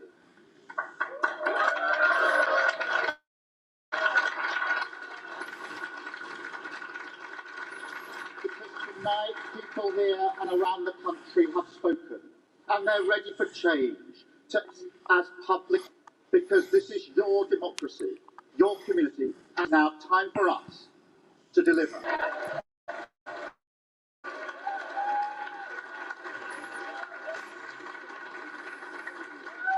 So let me tell you about Zakia Rodney Starmer. He's been an MP since 2015. He's hoping to go on better, and it looks as though that is going to happen. Kia Rodney. I didn't know it was Rodney. I didn't know it. I didn't know his middle name was Rodney. Oh dear. Rodney, you plonker. Plonker. He's a plonker. Well, he's new Prime Minister. He can be a plonker. And you'll have to be. You'd have to be a plonker to want the bloody job. I'll tell you that. He was named after Keir Hardie, first leader of the Labour Party. Presently 216,000 followers on Instagram. I'm just going to say that's probably going to go up a little bit as a result. Although it is worth bearing in mind, Paul suggested that half of people don't think that he will be a good. He's going to say on the steps of Downing Street. You heard it there. His whole campaign is about talking people, about ending performative politics and having politics that is about public service. Trick has been all through this campaign, and I think when you see him tomorrow on the steps of Downing Street, it will all be about this. Is it today? I don't know where I am, but it will be all about, and also about uniting the country, because to come quickly back to what I was talking to Andy about with Scotland. Apparently, when he became Labour leader,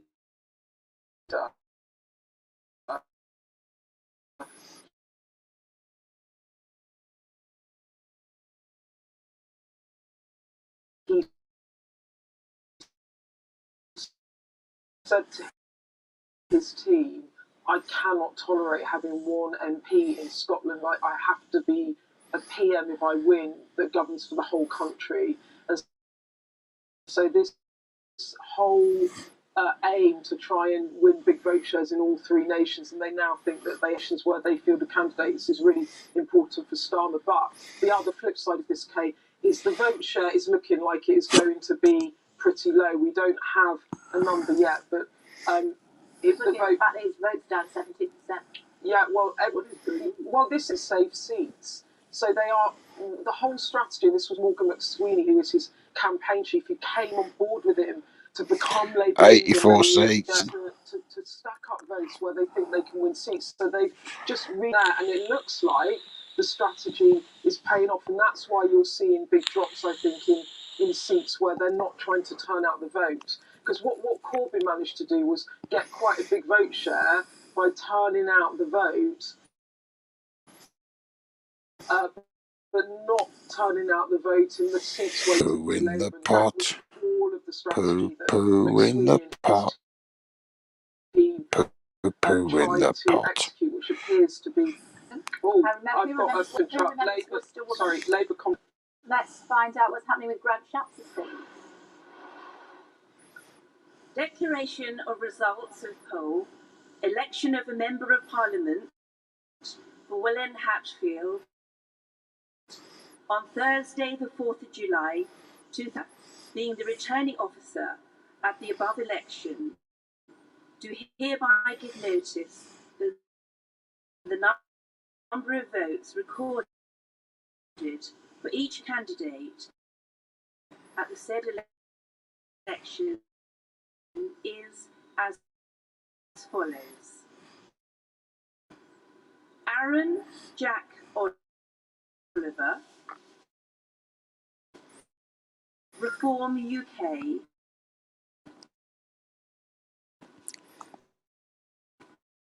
6,397. 2,900.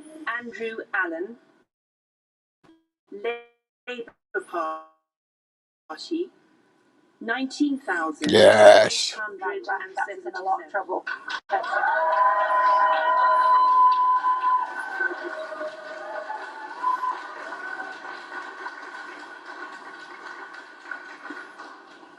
Munro, John P. 117.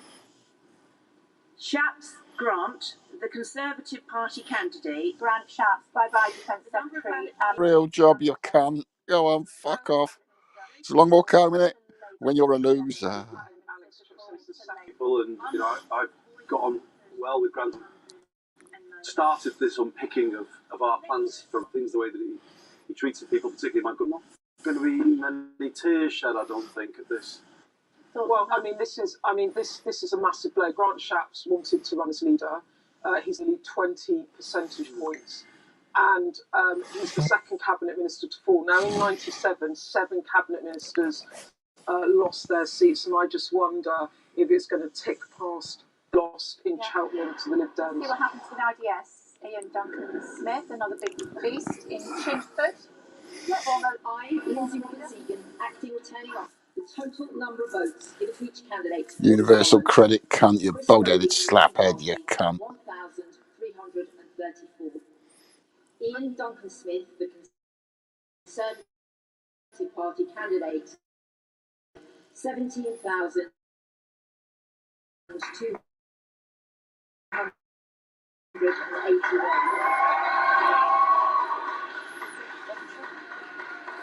Democrats, 1,275. Paul Ludrig, 12,445.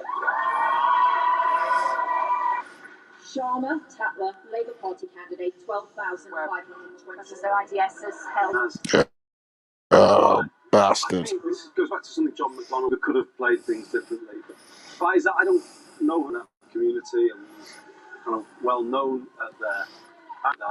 You know, if Labour has to have voices from all sides coming towards it, and there's been a little too much, you know, taking out people who they may consider awkward and putting in the brown in. There was a little bit though. If we would have won that seat, They were doing it. They were worried. They were worried about in the run-up to the election. Suddenly, they were worried about the kind of. Well, it's doing nicely. Left. Oh, Labour on 94 now. it's a misplaced thing though, Becky. Is what I'm saying to you. They didn't need to worry like that. And also, as I say, you need voices from different parts of the party. I think the current government has failed because it went too narrow, because it took away some of those other voices, and it was only talking to the Brexiteer. It's happened in Leicester East as well. And I don't think it's a major criticism. I just think they need to rethink this approach. Happened again. I think your problem. There you go. Same thing The again. problem here is, Andy, is that I don't think the party's quite worked out what to do about the issue of Gaza and Muslim votes, because IDS is constituency, and that's exactly what's happening. And other at the bottom, I should just say, I think Claudia went and said and we've seen in some other constituencies. I haven't remarked on it, but we've seen in some other constituencies, and what seems like an unlikely fall in Labour votes, and actually I've been ticking it up. A lot of it are in constituencies which are in the top 20 Muslim, with Muslim constituents. So I think this very seriously, but it's a problem the party's got stored up. I think what's on page 2 of that one as well with Claudia Webb is you've also got Keith Vaz, the former Labour MP. That's what I was saying too. Yeah. He's the other. That's Not, where he is. that's not a straight read across. I just think the chink of one standard is different. 8%. That's pictures there of Nigel Farage waiting for his count in just a few moments. Can I talk about a Labour big beast that's just won a seat in Scotland? You can in just a second. Let me just tell people what they're expecting in about 5 minutes or so. We are waiting to see the result from Clacton and expected Nigel Farage will win, will take that seat. He will be the second candidate for reform that has won this evening. The first one represented Labour, of course. He is so. Paisley and Renfrewshire South, which was Douglas Alexander's own constituency, it was then won by Murray Black from the Labour Party to the SNP, has now gone back to Labour under Joanna Baxter. Now, a lot of people might not know who she is. She's the current chair of the NEC for the whole of the Labour Party. She's also on the Scottish Executive Board, the big trade unionist. She will be, I would expect, the first reshuffle for success, I would expect. Go Clacton and see. They're live at Clacton on Sea. I want to see him lose. In terms of the makeup of they won't want him to be foreign secretary then, will they? well, they certainly will make sure that if he does that, he's going to come home and still take care of the washing and knitting as well. So he can, if he wants to play the world stage, he's welcome to it. But he's also got to see to the spuds at home. I'd like to see it. Also, looking at pictures from Clacton on Sea, Nigel Farage just there in the back. Oh, Hexham's gone. Yeah, second safe. 100 years that's been a Tory seat. Not anymore. Labour on 99.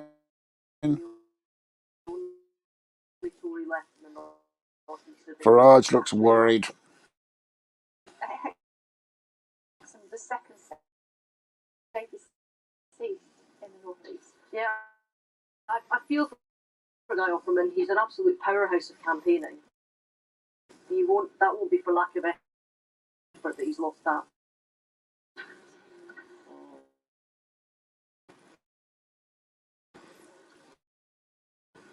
Swing was about 15 points, thereabouts. Right. It's one of those ones that is the fringe of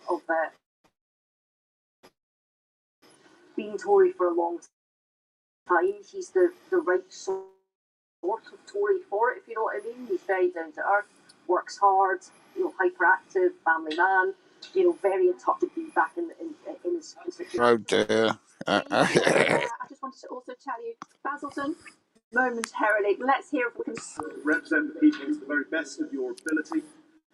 And I wish you well as you take up that field. I have also had from party chairman to transport secretary, home secretary, briefly, to business secretary, energy secretary, and of course, currently defence secretary.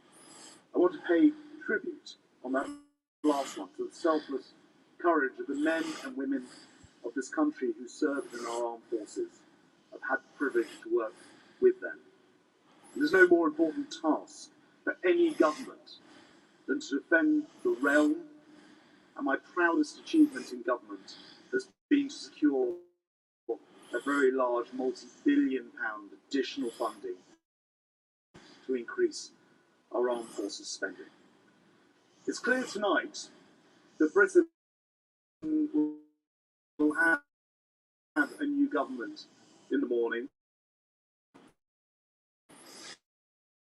and I am extremely concerned that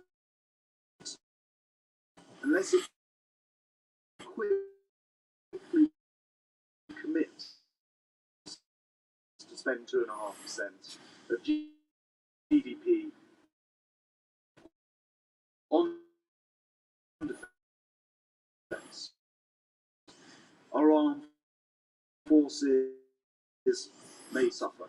Oh, they've been suffering for 14 years, you cunt. There's something that Oh, fucking go gracefully. Don't sit there fucking pretending you're a politician. You're not. You lost your seat. Shut up and fuck off home. Go and drown your sorrows in some cheap supermarkets. We've got three big seats coming your way. Here we go. Clacton on sea. There he is. You honestly, Fucking Farage. That cunt.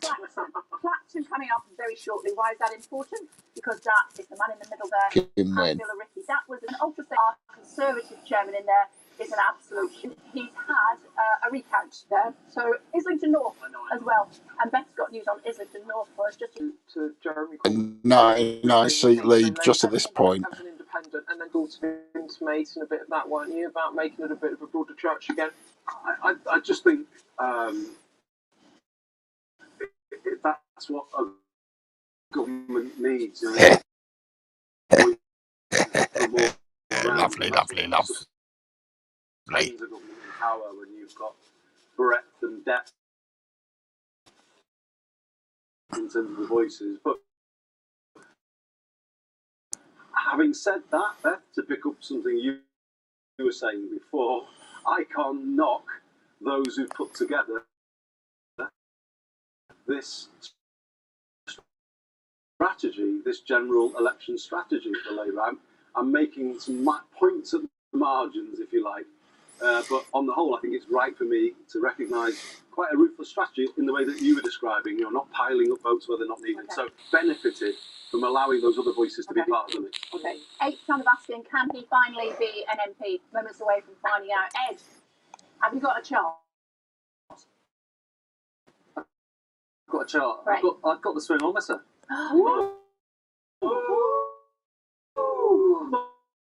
We weren't doing this. Just rejoice at that news. He's got a swim on it. I've got bad news because it's not really Worth not swinging. It's working, but it's not working. Let me tell you, basically, So this is your swingometer. And what's the idea here? It's all about, so these are the seats that at the start, these are the seats that at the start of the night were Conservative. And the whole idea is basically if across the country there is a uniform swing, so in all of the seats you're seeing the same movement from the Conservative to Labour or the other way,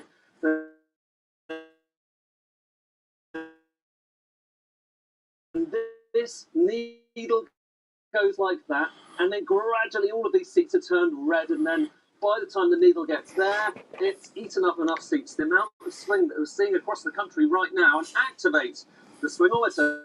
Look at what happens.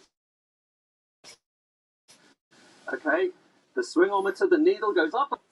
So actually, the swingometer is basically telling a kind of duff story here. It's saying that the Labour's not going to be able to win in these seats over here, but we know it is already. We know it is already. And why is that across the country? If you were seeing a uniform swing across the country, basically with all seats seeing exactly the same change, then you'd expect that seats, for instance,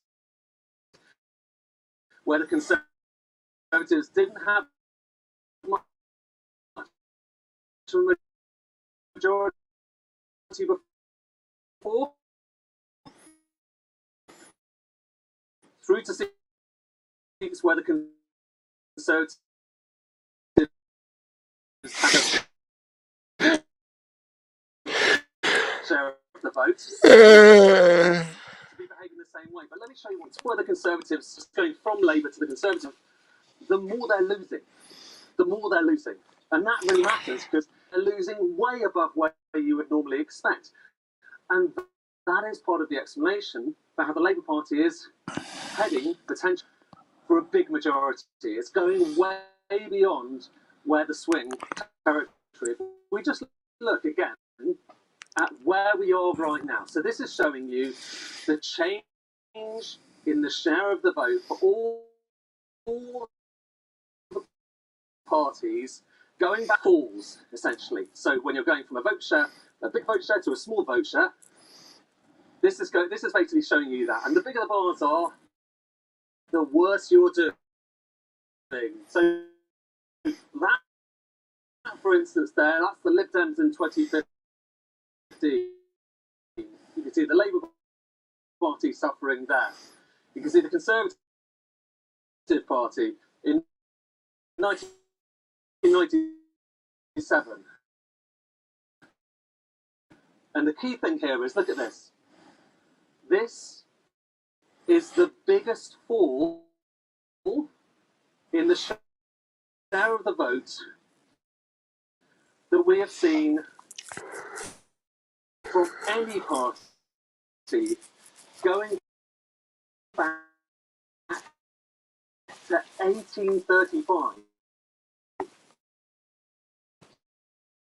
Oh, Rishi, you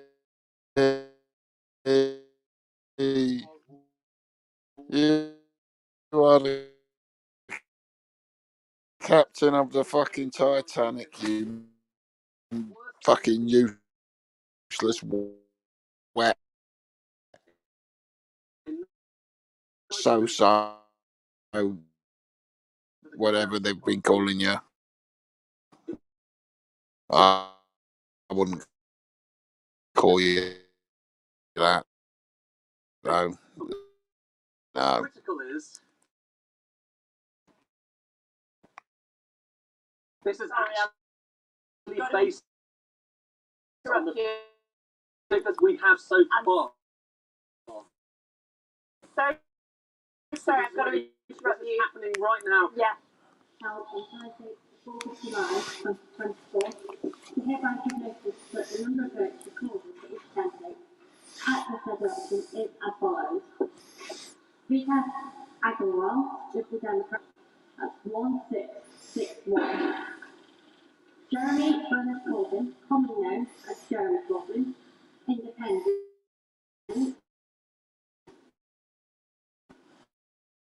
24,000.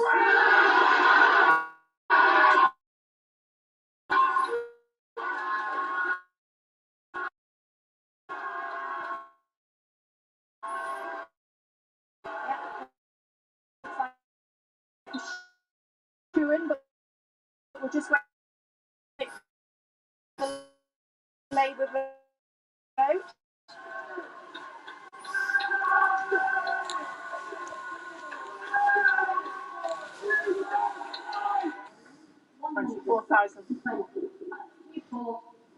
Conservative candidate, 1,900.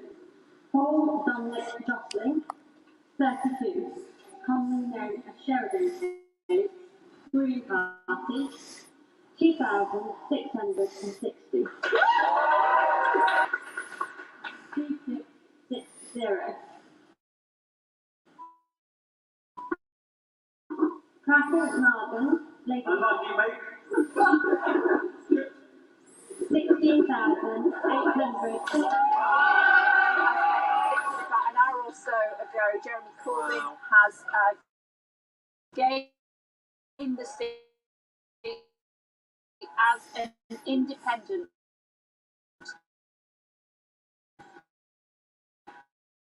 in Islington North. Back to you in just a second, Beth. Thoughts? Well, I think this is a slightly different case than the one I was just talking that was there that needed to be dealt with around anti-Semitism. Keir Starmer was right to take an uncompromising approach on it. Obviously, Jeremy and Keir,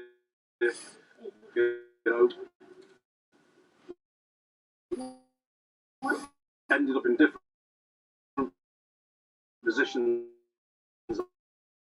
on that, and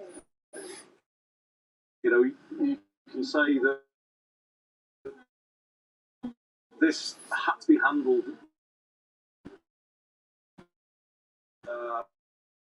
in a different way to draw that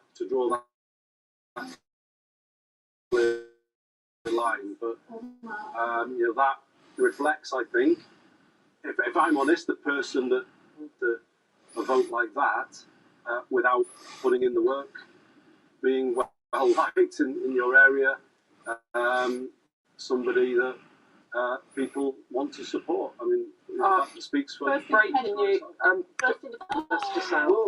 Just coming in to an independent candidate, and I believe that was one of our Gaza seats. Let's pause, listen to Jeremy Corbyn, and come back to that.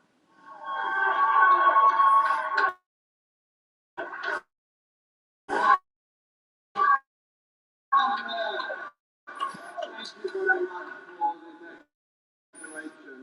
And can I first of all thank you and returning officer and all the staff who arranged this election for the very hard work and very efficient way in which it's been run. It is a credit to Islington. Thank you very much for the great work you've done in those respects.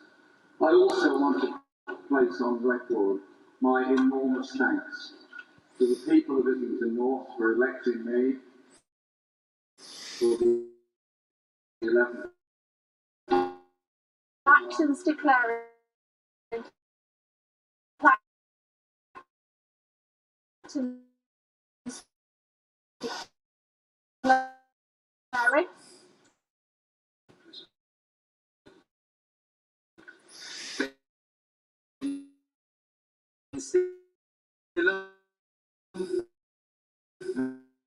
Matthew, Liberal Democrats, 2016.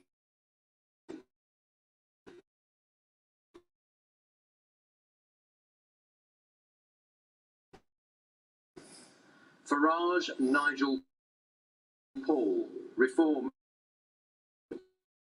UK, 21,235. I think there was a reason they're still away. Oh God, he's smiling. Craig, Climate Party, Oh, commercial break. This is maybe more than you've Oh, been for. fuck it, you're joking. You fucking might have won. Yeah, he's one in Clacton, though. Oh. 1,935. Worcester, Nepal, Joban, Labour Party, 7,448. Thinking of a couple of agitators to have in the House of Commons. Heritage Party, 33. For the, Oh dear, Farage has won. Well, he's won one seat. He's won two so far. Oh God, he's an MP now. 12,820. There we go. So I was saying, if you wanted a couple of agitators, you'd go for Corbyn and Farage, wouldn't you, Beth? Yeah, I mean,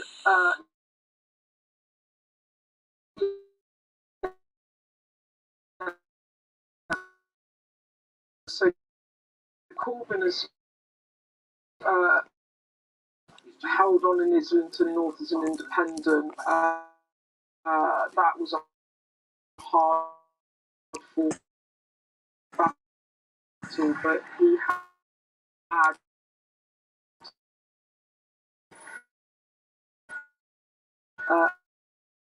many people out campaigning. I live near